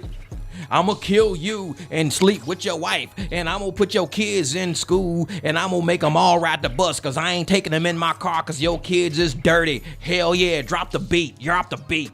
Nobody dancing to that shit. It's the dumbest shit ever. I mean, I'm like, you can't even listen to this type of music no more. It's just like, all right, T.I. came out with, Let 'Em Know and all his other. And I'm like, dude, he's actually dropping some bangers, man. He's dropping some serious bangers. You get other rappers out there that do features on a couple of R&B tracks, straight bangers. Real music, it's trash, man. Real music is gone. The new music that's out right now is just trash. You can't even listen to this shit no more. You can't. So Nas dropped another album with DJ Premier. I'm gonna have to listen to that one too. I would play it on this, but then they're gonna copyright me. Yeah, Motown, that's what I grew up listening to. Motown records, had all the Motown classics and everything. Oh, did anybody see the Michael Jackson movie that just came out? I keep hearing it was real good. It was real good. And let me see, I'm gonna see if I can find, let me see something. Michael Jackson, Prince Jackson interview about Michael Jackson. Let's see something. This right here kills me right here. So this is his interview. Let me see something.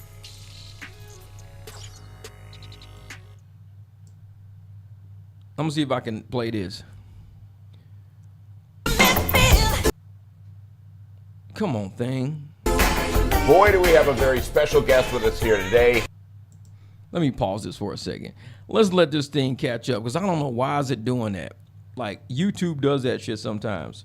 He is the son of the king of pop and one of the executive producers of the brand new biopic, Michael. Prince Jackson, we're so excited to welcome you. Thank you for having me. Congratulations This is Michael on Jackson's the movie. son, Michael, Prince, we have right so much here. to talk to you about. First of all, people have already seen the movie. A lot of folks here at KTLA, they're like, best musical biopic ever. Awesome. How great is it to be getting that response so far? Amazing, Yeah. amazing. There's so much hard work, love, and dedication went into this project from the beginning, from everyone, from the top down. And for us to finally be here and share it with audiences around the world and to have the great response that we've been getting really means a lot. What was your favorite part of the movie, and what do you think your father's like if he saw, what part of it would you say, oh, I love this part of the movie? That's a really good question. I think my favorite part of the film is I love animals, and I think the relationship, like Bubbles' introduction and opening scene for his character is really fun. This is crazy. That Billie Jean performance in Motown 25, something special.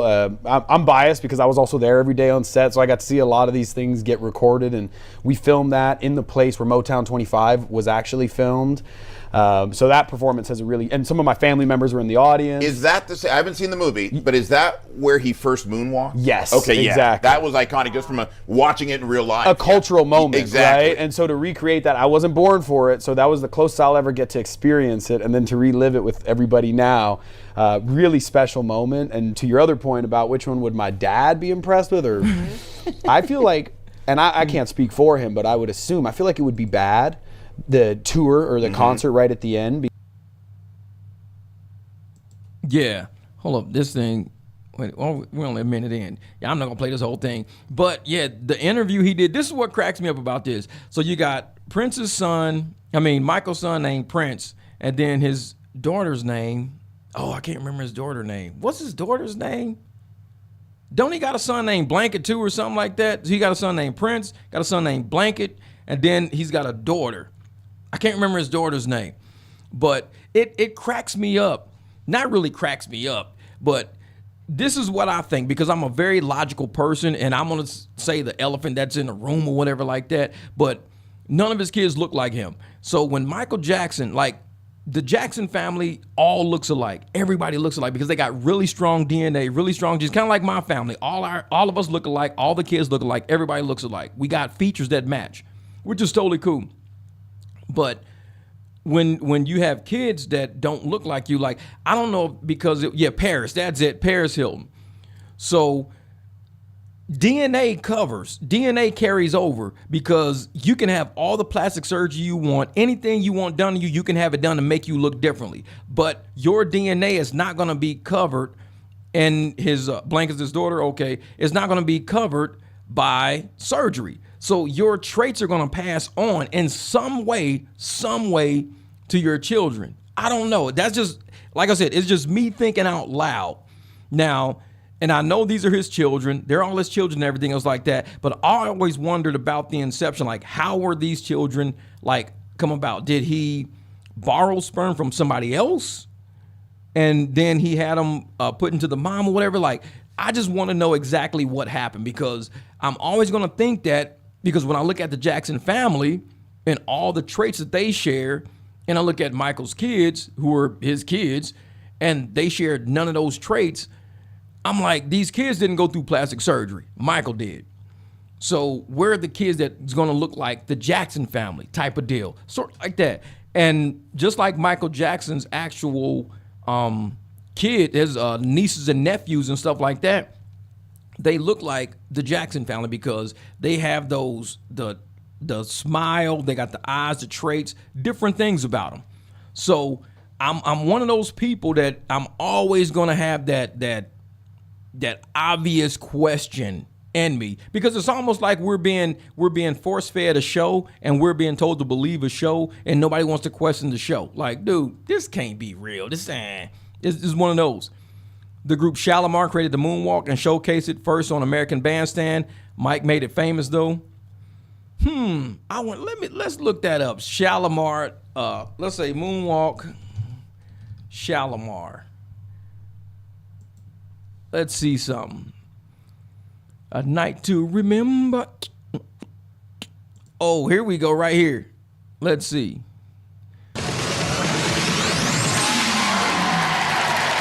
Hello and welcome to the Scout Hut. A little later on, Mrs. Thompson will be telling us about her holiday in Sardinia. Let's see something. Had oil on the floor.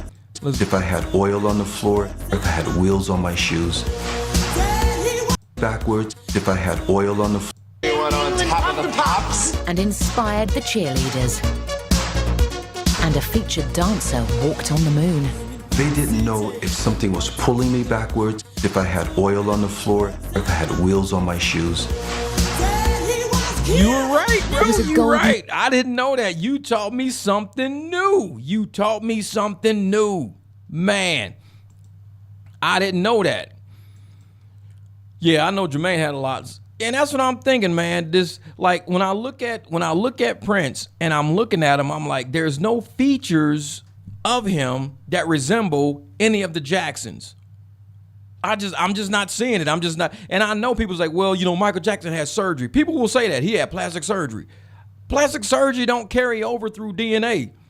Like, how I look is locked into my DNA. Plastic surgery alters the way you look, but it doesn't alter your actual DNA. So something would carry over if Michael Jackson's DNA was actually in his children too. Like I said, people say those are his kids. Cool, knock yourself out, knock yourself out. I don't knock it, man.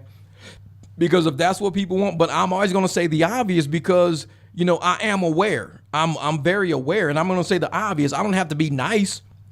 It's kind of like if I saw a man sitting there with a mustache and a fucking beard, and he goes, oh yeah, and he had a deep ass voice, oh yeah, my name's Jennifer.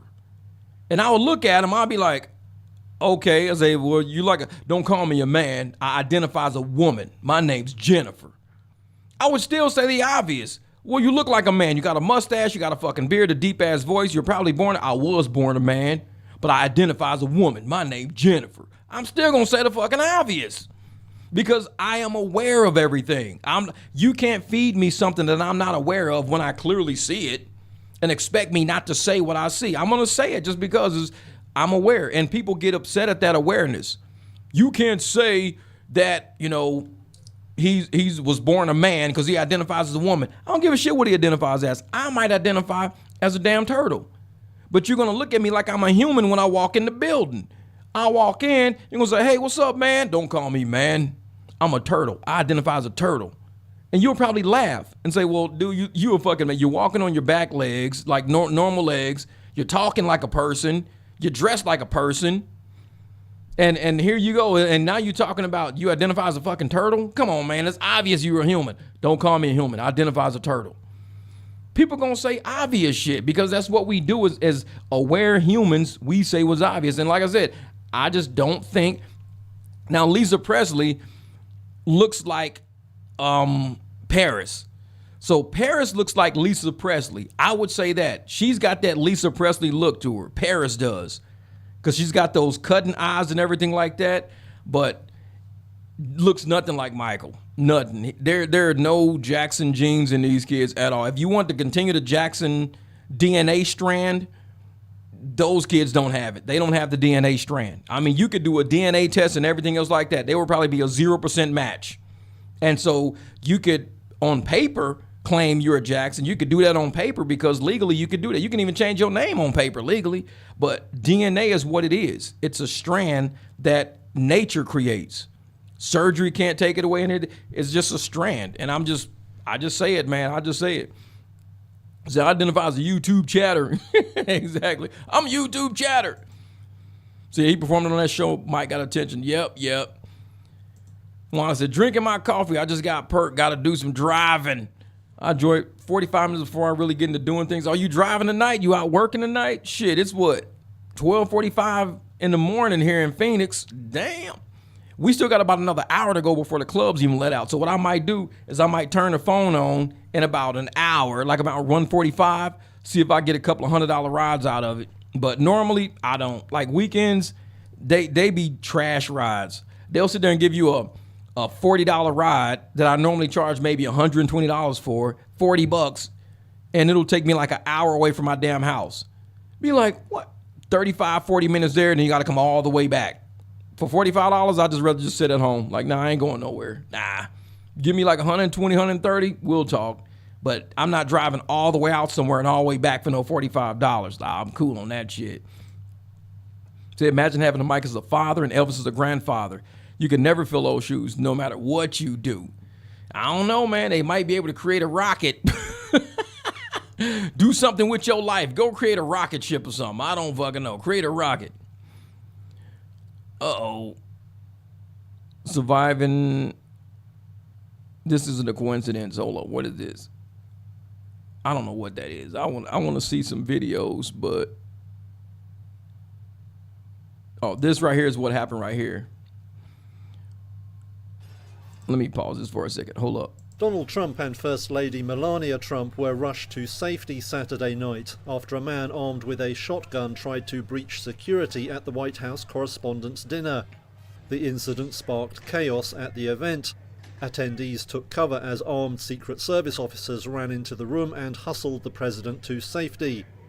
About an hour later, Trump posted on Truth Social that a shooter had been apprehended. He later spoke at a hastily arranged news conference where he and the reporters were still in their formal wear. A man charged a security checkpoint armed with multiple weapons, and he was taken down by some very brave members of Secret Service, and they acted very quickly. One officer was shot, but saved by the fact that he was wearing obviously a very good bulletproof vest. He was shot from very close distance with a very powerful gun, and the vest did the job. I just spoke to the officer and he's doing great. Trump posted a video said to show the suspect attempting to rush security for the event. He also posted a still showing a man being held face down on the floor. The man has been captured. These people, man. Going to his apartment. I guess he lives in California, and he's a sick person, a very sick person. Trump said federal agents were raiding the suspect's home. He was later named as Californian Cole Thomas Allen, about 31 years old. Police said the suspect was believed to have acted alone with no further danger posed.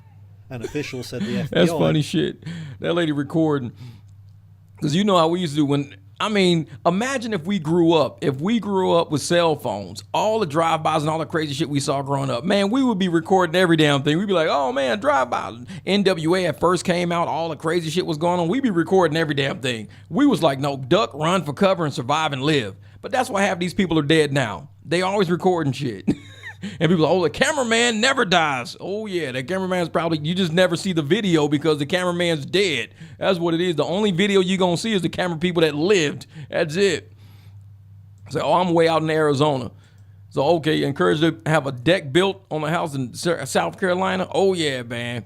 I'm not done. I had roof people out today.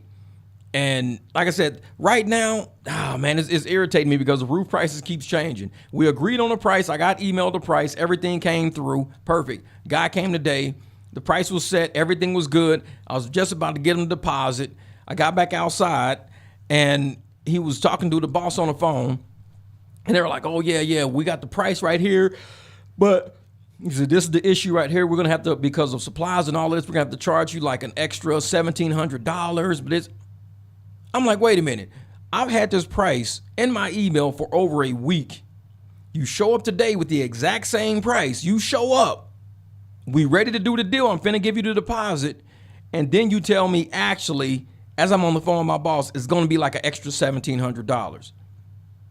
Nah, I'm not paying for shit then. So I didn't give him no deposit. I said, let me think about it. Because if you could just change the price like that fast, I'm signing up with people who can change the price that fast. How I don't know, I give you the deposit. You come back in another week, and I know we said $1,700, but it's going to be an extra $495 for this and an extra $300. No, you're changing the prices. We got shit in writing and you change the price.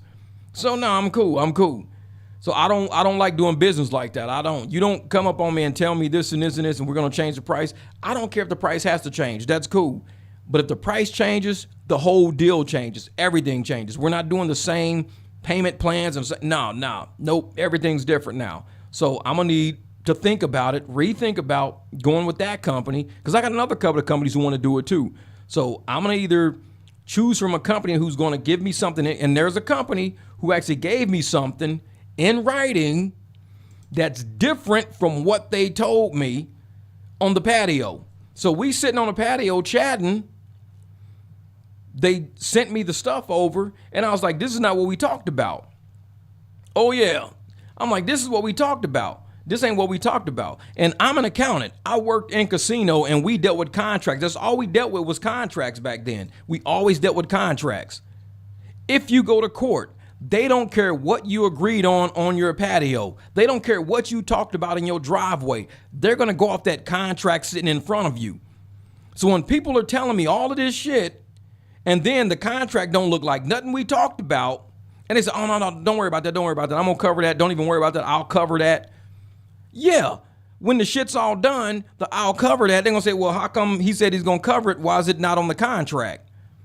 I don't know, but he said he was going to cover it. Oh, well, we don't know if he really said that or not. I mean, that's your word against his word. It's not on the contract. Well, he told me on the phone he was going to cover it. He said he'll cover that part. Well, I know he's saying that, but what you signed doesn't indicate anything about him covering that. So you've got to cover it because you signed to it. This is the document you actually signed. And that's the thing. The dude is saying he'll cover something on the roof that costs $1,500. He'll cover it. But when he sent me the documentation, it didn't say that. It left all of that shit out. So I told him, I said, I'm not signing it. I'm not signing that until what we discuss is on documentation. Because I can't get the court going, well, on the phone, he told me this, and then he could be like, sir, I don't recall that. I don't recall saying that to him. I don't recall saying that. And I'd be like, what do you mean you don't recall saying it? I mean, it's a $1,500 lie. So he can make $1,500 by saying, I don't recall. I don't recall ever saying that, Your Honor. And now I got to come up with the $1,500 that he promised he would take care of. So, yeah, and that's the second company that did that. I'm a very accounting type person. If you don't put the shit in writing in front of me, the deal's not going to happen. It ain't happening. Not doing it. And you can tell me whatever. Oh, man, you know what? Today, if you just give me a deposit, I'll lock that in today. Give me a 10% deposit. And one dude was saying a 10% deposit, which came out to $1,100, $1,100, because he was saying they're going to do the whole deal, $11,000, this and that. We'll do the deal. Yeah, I only got like 25 squares on my roof. That's it. 25 square feet. That's it. Well, 25, they call it 25. It's like 2,500 or something like that. And he said it's $1,100. Like, cool, $1,100, no problem, no problem. He pulls up the invoice thing. It's like $1,800 something dollars. I'm like, that's a $700 difference. He was like, oh, yeah. He says, well, it was $1,100, but then we added 30%. We added 30% for, because if you use a credit card, we're going to charge 30%. Because what I was going to do is I was going to put it on a credit card, let a month pass, and when a month pass, I'll pay it off before interest hits. That way it helps my credit score out. So I'm like, I could just get one of my zero balance credit cards out, put the $1,100 on it, let it 3 weeks pass, they throw it on my credit report, I pay it off and it drops off, I bump up like 10 points or something, I don't fucking know. So I'm like, here, you could just do it on credit card, $1,100. 30% on $1,100 is like another $33 or something weird like that, or 3%. It's just 3%, because it's at 3% for a credit card fee. That's what I know. I said 3%. I meant 30%. I mean 3%. So he said 3% for credit card fee. I was like, 3% is fine. I think it's like $30. 3%, cool. It'll go from 11 something up to like 12 something, because it was like 11.89. It'll go like to 12.01, something weird like that. This motherfucker pulled up a $1,800 charge. I was like, $1,800? And I was like, but it was like $1,180 or something. It should only went up to like maybe $1,200 maybe. $1,200 was what it should have came up, because I'm an accountant. I know numbers. And he's like, yeah, it's only a 3% fee for using a credit card. And I was like, well, that's way more than 3%. So he did it. Oh yeah, I don't know. Is it $1,800? He says, yeah, let me call my boss and see why they're saying $1,800. You know, I'm gonna call. I'll say they trying to say $1,800 because y'all didn't think I knew numbers. You thought I was gonna hand you a credit card. Y'all hit me up for $1,800 when really it should have been $1,100 something, or either $1,200. And I'm just gonna walk away like I don't know how to do math. So I didn't go with that company either. They didn't get the deal either. So that's 3 companies so far I've turned down for trying to pull some shady shit on me. I'm an accountant. I'm an accountant. Yeah, they couldn't underprice themselves. That's it. And I got a super easy roof. One dude even told me 10 grand. He says, we could do the whole roof for 10 G's. He said, we could do it for 10 G's, but we'll give it all to you on contract, everything like that. But the deal is that because they have so many jobs going right now, they'd want to do my roof like almost at the end of their day. Like if they work from, let's say, 4 o'clock in the morning to like noon, 1 or 2 o'clock, then they come to my house after that job was done and put in 4 or 5 hours at my house. And it would take them, he said, like about 3 days to do it, doing it like that. So basically you'll be using dudes who worked all day already. Now they're tired. So you use dudes that's worked all day on somebody else's house doing other projects. They're coming to my house beat, tired, probably going to take a couple of shortcuts because they so damn tired. And so for the next 3 days, I'm going to have these tired ass dudes working on my house, taking shortcuts because they just want to be done and over with because you're giving me a price deal. I don't want to use tired dudes. I want to use somebody who's going to show up in the morning, give me a crew of 5, 10 people, knock it out in a day and a half, and we good to go. That's it. We good to go. But I'm not doing no 3-4 days straight with no dudes tired because they done been working all damn day. Now they got to go work on this dude's damn house. Like, man, why we give him 10 G's for this shit? Man, I'm tired as hell, man. Well, just go do the best you can do, man. Well, shit, we done fucked this up and now we got to undo it and redo it, man. He don't know the difference. Just leave that shit like that. He don't know the difference, man. We giving him a deal anyways. We've been working all damn day. We tired, man. Just leave that shit like that. That's like me working at a mechanic shop for 10, 12 hours a day. And then when I get off, I got to go work on somebody's transmission because I'm giving them a deal. I'm probably going to call in like, man, I can't even show up today, bro. I'm tired, man. I worked too hard at work today. I'll come in tomorrow, though. Or I'll be working on that transmission and I'll do some shit and like, oh, damn, I fucked this up. I forgot to put that in there. I got to take this back down. Nah, he ain't even going to know. Fuck it. Leave that shit alone. Just leave it alone. Nope. I'm not taking no tired ass people. You're half doing shit. Exactly. So I'm not looking for that type of deal right there. I mean, it would save me like $2,000-$3,000, but I'm like, this shit ain't gonna be done right. So it's basically worthless because if it's not done right, insurance shows up and says, hey, you know what? We're doing these things and we're looking at this. It's not flashed right here. This is not done right here. This is not cut right. Your fascia's not right. This and that's not right. Then I have to call the tired ass people back. Be like, hey man, insurance said all of this shit was wrong that you guys did. I got a whole list of things they said you guys didn't do right. Oh man, the guys must have been tired. They must have been tired and didn't think. Yeah, exactly. They were fucking tired because you guys are doing it after you're doing work all day. And so that I haven't even called that dude back. I'm like, nah. Sick and stupid. He said end up getting that right before KFC closes type of service. They just throwing shit in your fucking bag. I ordered like some dark and I ordered some legs and wings. That's all we got left. That's it. I ordered 2 biscuits. We only got 1 biscuit. Man, I ordered this and that. You know, all we got is mashed potatoes. We don't have no red beans or rice. We just gave you mashed potatoes and a couple of pieces of corn to make up for it. That's that right before KFC closes type of shit. They just throwing shit in your bag. You get home like, dude, I thought we ordered an 8-piece. Well, they gave us 4 pieces and some extra corn. Motherfucker, we ordered an 8-piece chicken. Well, we got 4 pieces of chicken and they gave us extra corn to make up for the chicken that we don't got. Motherfucker, kids sitting there eating the corn on the cob. I was really wanting some chicken, Dad. Eat that corn on the cob and you get a free biscuit with it. But I wanted some chicken. Yeah, right before KFC closes shit right there. You getting the pre-closed KFC special. Whatever we got left on the shelf, you getting that shit. Why do we got chicken fingers? We didn't order chicken fingers.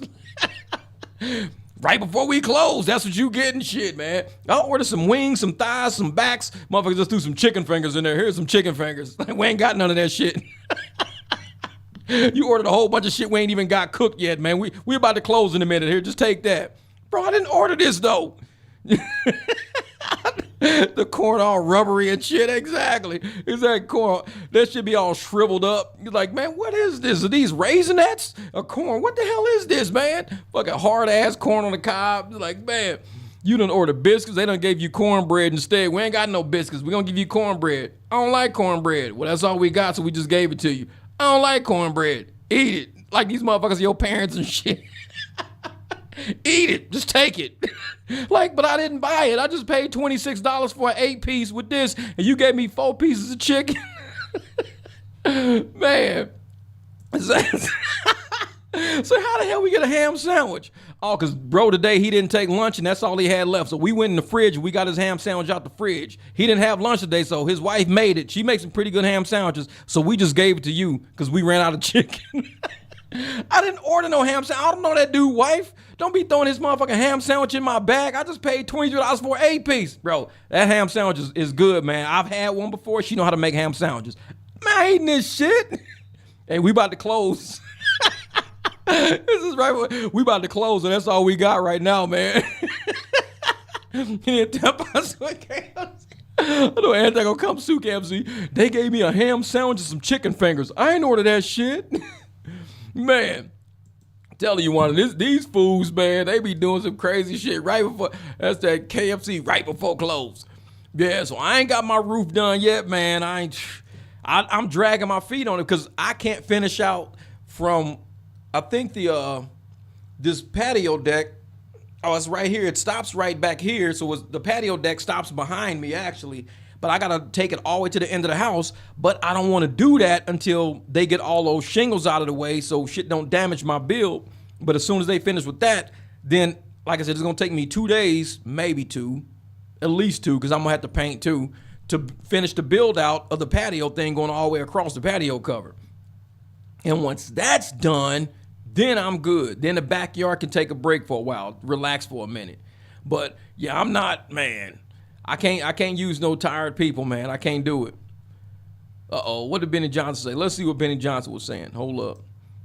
We gonna see what Benny Johnson said. And Benny, I'm gonna use some of your content because you be using mine. This is payback. President Trump has survived yet another assassination attempt in Washington, D.C. Shots fired at the White House Correspondents' Dinner as tactical teams rushed the stage, tackled Melania and Donald Trump, and dragged them out along with other cabinet secretaries. Like, here are. And this is what I'm thinking about this whole Trump assassination stuff. We have so many crazy people in this country right now, so many nuts, and we got so many weapons out there. We've got, cartel members out here. We've got people with rocket launchers and hand grenades. We got so many weapons on these streets out here. If anything was to happen, like if a war was to start right now, there are a lot of people that ain't prepared. A lot of people ain't prepared for war right now. There's not. And I can guarantee if the president of a country is actually assassinated and things happen like that, just like any other country out there, if anything was to happen right now, there will be a huge war breaking out. And there's a lot of people who talk real tough on the internet, but they don't have those weapons at home. Now, if people know who even some of these people are and everything like that, it's going to get real ugly out there. Public is going to be shut down. Martial law is going to happen. Ain't nobody going to be outside. It's going to be basically every man for himself. Because America hasn't had a president assassinated since what? Not JFK. Yeah, since JFK. Since JFK. They haven't had a president assassinated since JFK. And the sad part about this whole thing is this. Even back then, they didn't have internet. They didn't have the ability to assemble using digital means and back doors and back ends. They didn't have the ability to do all of that. Now people got the ability to do that. It's not the people that's trying to kill Trump that folks should worry about. It's the people that support Trump is who you should be worried about. Because if these people feel that they have to stand up for the principles and the policies that Trump is pushing and promoting, I mean, it's going to be shoot first, ask questions later in a lot of situations. And these people are going to go bullet, and everybody's going to turn it on. Oh, well, his supporters did this. No, it's the enablers of the rhetoric that's leading to these assassination attempts. That's what's leading up to this. And everybody wants to try to blame the people who push back. You can't blame people that push back. If you poke a bear long enough and the bear attacks you, you can't go kill the bear and say, well, the bear attacked us. Well, you kept poking the bear over and over and over. And at some point, the bear's going to be like, I'm tired of getting poked. I told you if I wake up, it's a done deal. And I just tell people, stop poking the bear, because I don't want to see that shit going on in America. I'm trying to do something with my life. I'm trying to enjoy my life. I'm not trying to live in no damn war zone. I don't want to live in no war zone called America. I mean, a lot of us don't go back and live in the hood because until we get the hood under control, in which that's what National Guard is for, until we get the hoods under control, a lot of us won't go back and try to build houses there. Because why would you want to build something really nice in the middle of a neighborhood that's not stable yet? They're trying to destabilize communities by defunding police, having no security around. Imagine destabilizing everything. Just saying there's no security at any store, any day, no police are ever going to come. No matter what you do, we're not sending officers. Every man for himself, protect yourself. Imagine if we got to that point in life. Nobody would go outside. Trust me, everybody will be on the internet running their mouth, but they really don't want that smoke. They don't want that defund the police smoke. They don't want it. I mean, I don't even want it. I'm like, keep the police around because those are the people that actually deter crime from happening. In Arizona, the only reason why I feel a lot of crime don't happen out here, some crime does happen, but a lot of crime don't happen is because people are quick to whip out that, man, they're going to take care of shit. They're going to take care of it. Man, I'm going to see something real quick. There was something else I was looking at earlier. Hold up for a second. Let me see. History. There was something I was looking at earlier. Hold up. Where was it at? Where was it at? Where was it at? Oh, this right here. Yeah, this is a good thing right here. This right here, because y'all know about the SPLC. This is really a good clip about the SPLC, the fraud they've been doing for over 40 years, and how they've been trying to get Americans to attack each other under the umbrella of racism. This lady is good. He's going to interview this lady. She's pretty good. Let me see if it'll play. Let's see. Congresswoman Hageman, thanks so much for joining us here on Washington Watch. It's wonderful to be with you, especially on such an incredibly important topic. It is. I want to get your reaction to this indictment. I'm livid. There are very few things that make me really mad. This one makes me mad. Come on, thing. What are you doing? What they have done to this country over the last 40 years. Come on, I'm going to do that. Let me see. Is this thing like... No, it looks like it's going good.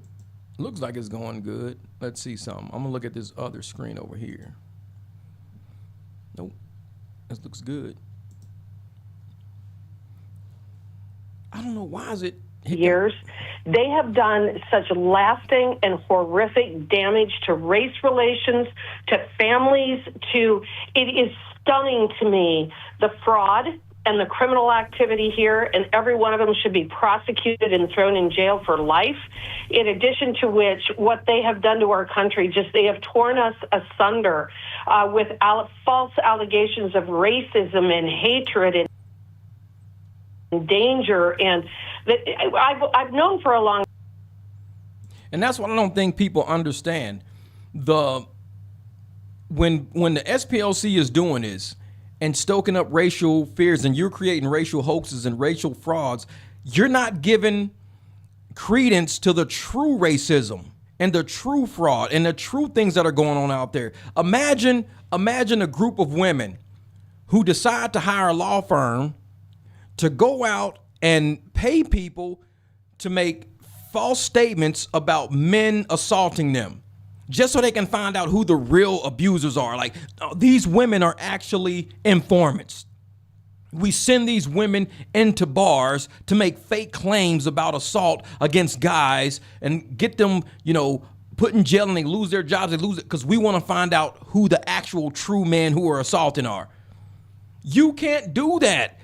You're not the police. You can't just go out and say, we want to start creating false things to make society think a certain way, have false stories, all this false stuff going on to get everybody worked up, and everybody's getting paid behind the scenes for it. It's false. It's fake. It's fabricated. It's manipulated. It's not giving credence to the truth, to the real things that are going on that people need to be focusing on. The real racism out there, the true things, because if you're doing fabricated racism, it's like the boy who cried wolf.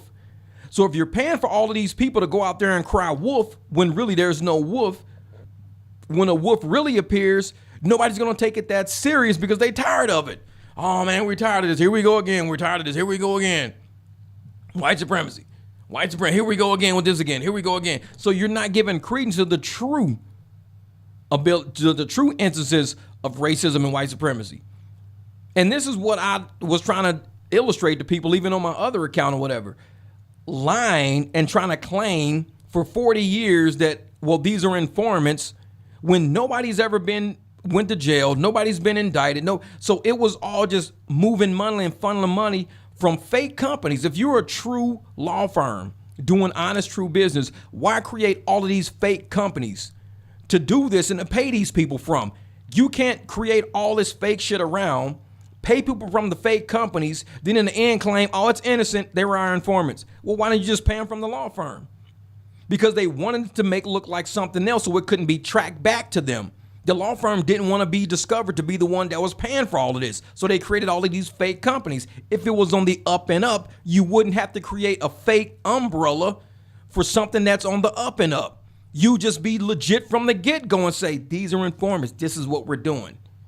This is not even a government. This is like a law firm, not even a government. So when you don't have the jurisdiction or the law, the legalities to go do this kind of stuff, you can't do it for 40 years, then get caught and say, oh, actually, we were just making sure racists weren't out there. What? That shit don't make no... You're the one starting the rallies. You're the ones getting in the headlines for all this racial. Oh, yeah, people are spray painting all this racial stuff down people's garages, and they're keying everybody's cars, and they're move out, N-word, get out of our community, N-word. But yet it's you guys are paying people to do that. It wasn't real. Like, no white people in that community spray painted that on them people's houses. The people you paid when they spray painted it. Yeah, we paid them to go spray paint that so we can find out who the real racists were. They were going to inform us of who the real racists were after we spray painted that on them black people's house. Because we wanted somebody to come out and be like, yeah, I feel the same way. You do? Yeah, we're going to report you then. This shit don't even makes no sense. These people were not informants. That's just a way to try to get out of accountability for it, trying to say we were doing good for the community. You believe that shit? Nah, highly doubt it, highly doubt it. Let's see if this rep says. Time that SPLC was a fraud. But I never had the understanding that they were the ones that were creating their own straw men so that they could knock them down. Right. And the reason it was so obvious that they were a fraud is that I've never met anybody that ascribes to the kinds of thoughts and theories and philosophy that they claim that we all ascribe to. I've never met anybody who hates somebody because of the color of their skin. I've never met somebody or engaged with anyone who engages in that kind of abhorrent behavior. Well, it's because they were the ones creating it. Right. I'm sure there's somebody out there somewhere, but this what they've done with somebody this, hates somebody. Congresswoman, is that they've created it, as you've pointed out, but for the purpose of attaching organizations like ours and like so many other Christian conservative organizations to those organizations. So my question for you, having worked as a litigator. Yeah, and that part right there, that's what I was trying to explain to people. The SPLC wanted to get clout from legitimate companies saying, hey, we're hanging out with Jeff too. Jeff's a legitimate company, so Jeff's with us. But the whole time, I don't know the SPLC is doing this racist shit. So the SPLC was attaching themselves to a lot of organizations that truly were against racism, truly were for justice, truly were for being against crime.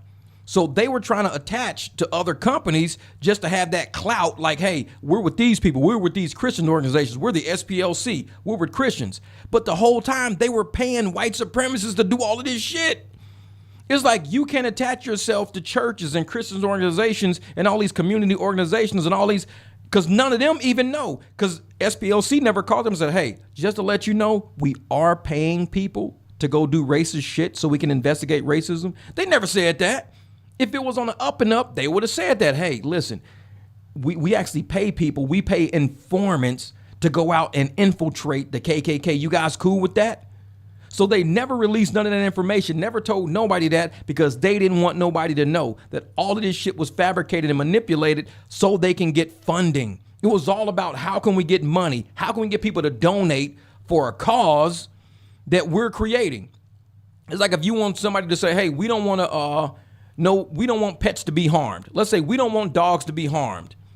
So you say, okay, I'll donate $50 to it, but you want more than the $50 they're giving you. So you hire people to go out and start beating dogs, mutilating cats, doing shit. You just pay people to go out and do all of this shit.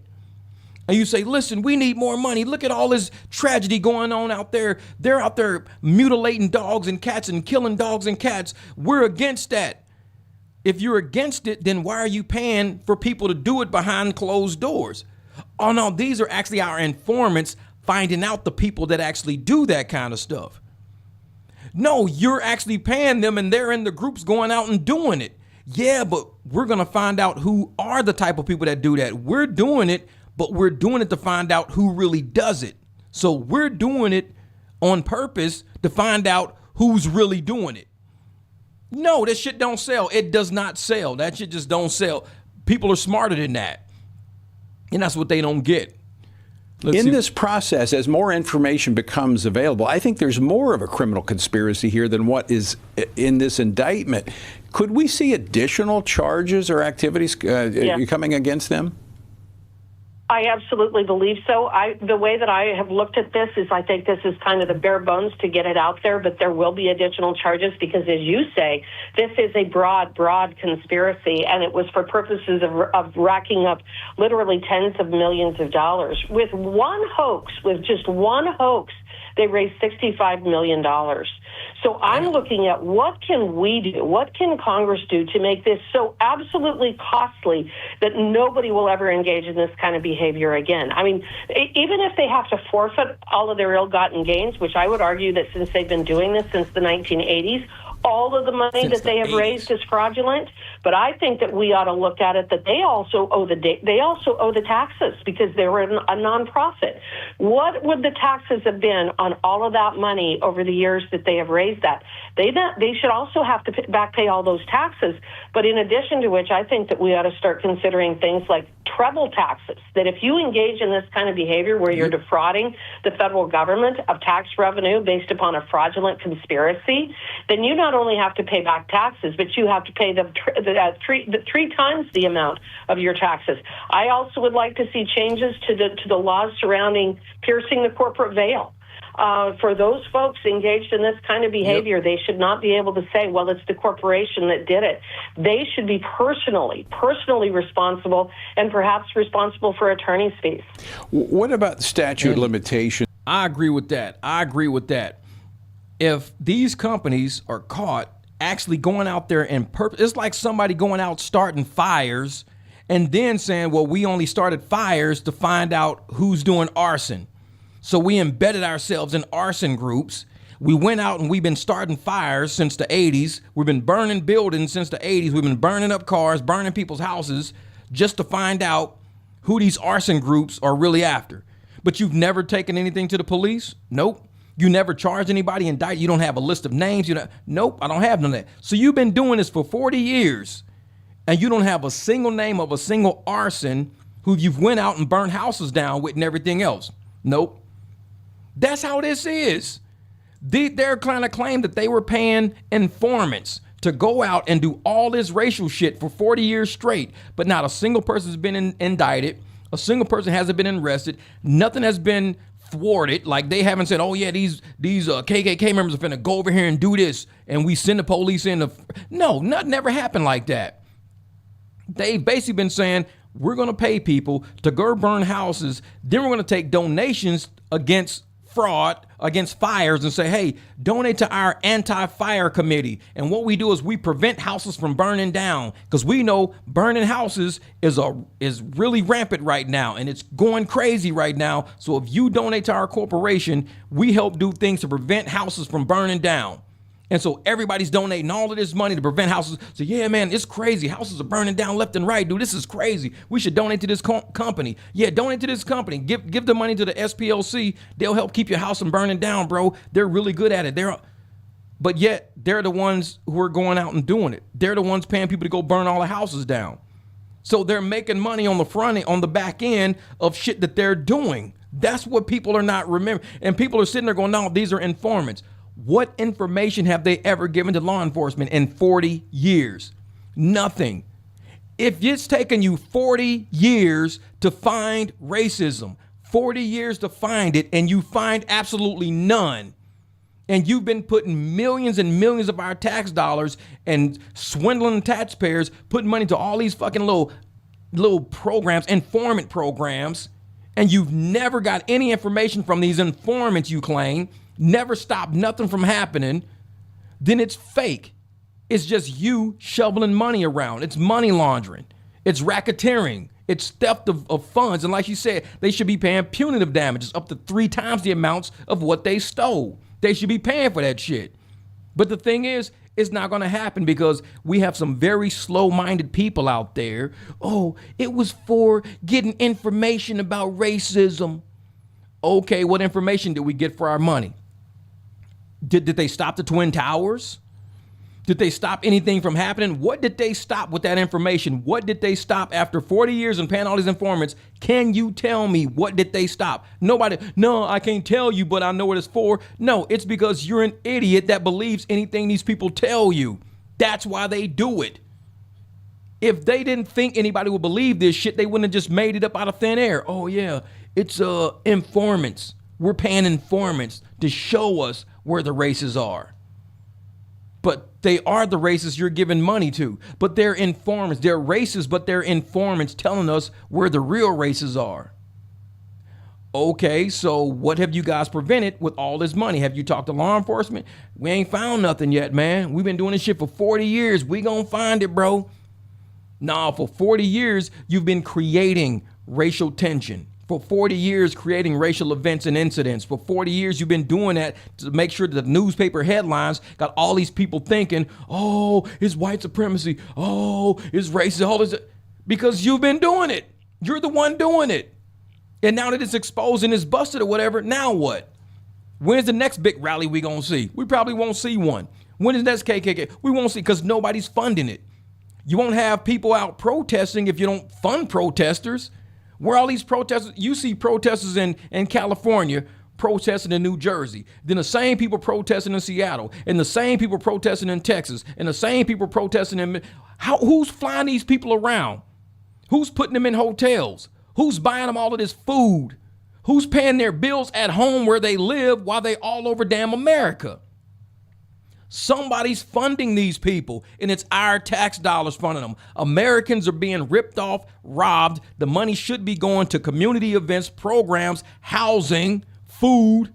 It should be doing something, education, trade schools, scholarships. All that money could be going to all these places. Instead, they're paying people to go around and wreak havoc all over this damn country to create the illusion that is havoc just going everywhere. There are no grassroots protests out there. You don't see it. Back in the day, everything was grassroots. Back in the day, if people protested, they protested because they meant it. They did it for free. They made their own signs at home. They protested for free. Now, there are no free protests. There are no grassroots. People are paid to do this shit. Protesting to become a multi-billion-dollar industry. You get enough tax dollars together and you never get enough corporations to pay, it becomes a multi-billion-dollar industry because that creates policy. Once you start paying people to go protest shit that you're fabricating and manufacturing on your own. If I want to say XYZ, let's just say I want to say I'm tired of kids not being able to make it to school. I'm tired of the bus program because the bus program never gets our kids to school. So we need to do something different than the bus program. But I pay people every morning to go put all the buses on flat. They go flatten all the tires on the buses. Wake up, oh, somebody's vandalizing the buses. Kids ain't gonna make it to school. The kids are missing everything, the educational things. We gotta start homeschooling these kids because buses aren't safe and buses are being vandalized and buses never make it there. So we gotta put $6 billion to the homeschool programs. And now I start doing how the Somalis do. Everybody's starting to get billions of dollars sent to their house to have their kids at home, not even teaching them probably. But everybody's getting all these billions of dollars and I'm funneling all these billions of dollars back to people's campaigns, donating to their campaigns now. But people say from the get-go, well, how did this start? Because buses wasn't safe. Well, why weren't they safe? Because the SPLC was paying people every day to go and sabotage all the buses. So that's how we all got the money. Works the same with racism. You were paying people to go out and sabotage and create racial events and create racial event that would never happen. Half this shit would never happen had the funding not been available. People couldn't fly around the country, be housed in hotels. They'd be working right now. But why do I got to worry about working a $40,000, $50,000 a year job when you're going to start shelling me, you're going to give me $270,000 cash? If you give me $270,000 cash for the next year to go around and create racial situations and to start riots and to start marches, if you give me 270 grand to the tune of you giving all these people money, all these 8 different organizations, all this money to fly our people around, to house our people, to pay our people's bills while we out doing what you asked us to do, what do I need a job for? My job is now creating racism now. That's my job. My job is now flattening bus tires. My job is now doing whatever you tell me to do because you're giving me the money for it now. That's my job now. And these people got busted, which is why they're saying the SPLC should have people going to prison, paying high fines for creating situations that naturally would not exist. None of this shit was grassroots. And pretty soon people are going to just stop letting protesters around. And I know we say, well, we got a right to protest. It should be a right to free protest, not the paid protest. Once you start paid protests, that's called inciting now. Now you're inciting riots. For free, if I feel like protesting some of my community for free, I should be able to walk up and down my street and protest it. I'm tired of all the gravel at the corners. Please come and asphalt our street. So that's what I'm doing. I'm protesting the gravel at each corner intersection from the Raggedy Rock, and I want the city to come and pave our street now. But if I start going out myself in the middle of the night when ain't nobody else around, fucking up the streets on purpose, and I'm paying people to come fuck up the streets on purpose just so we can get funding, then I'm the one creating the problem. And you can't be the one creating the problem and the one protesting at the same time. Because if you never created the problem, your ass wouldn't have to protest because there would be no problem.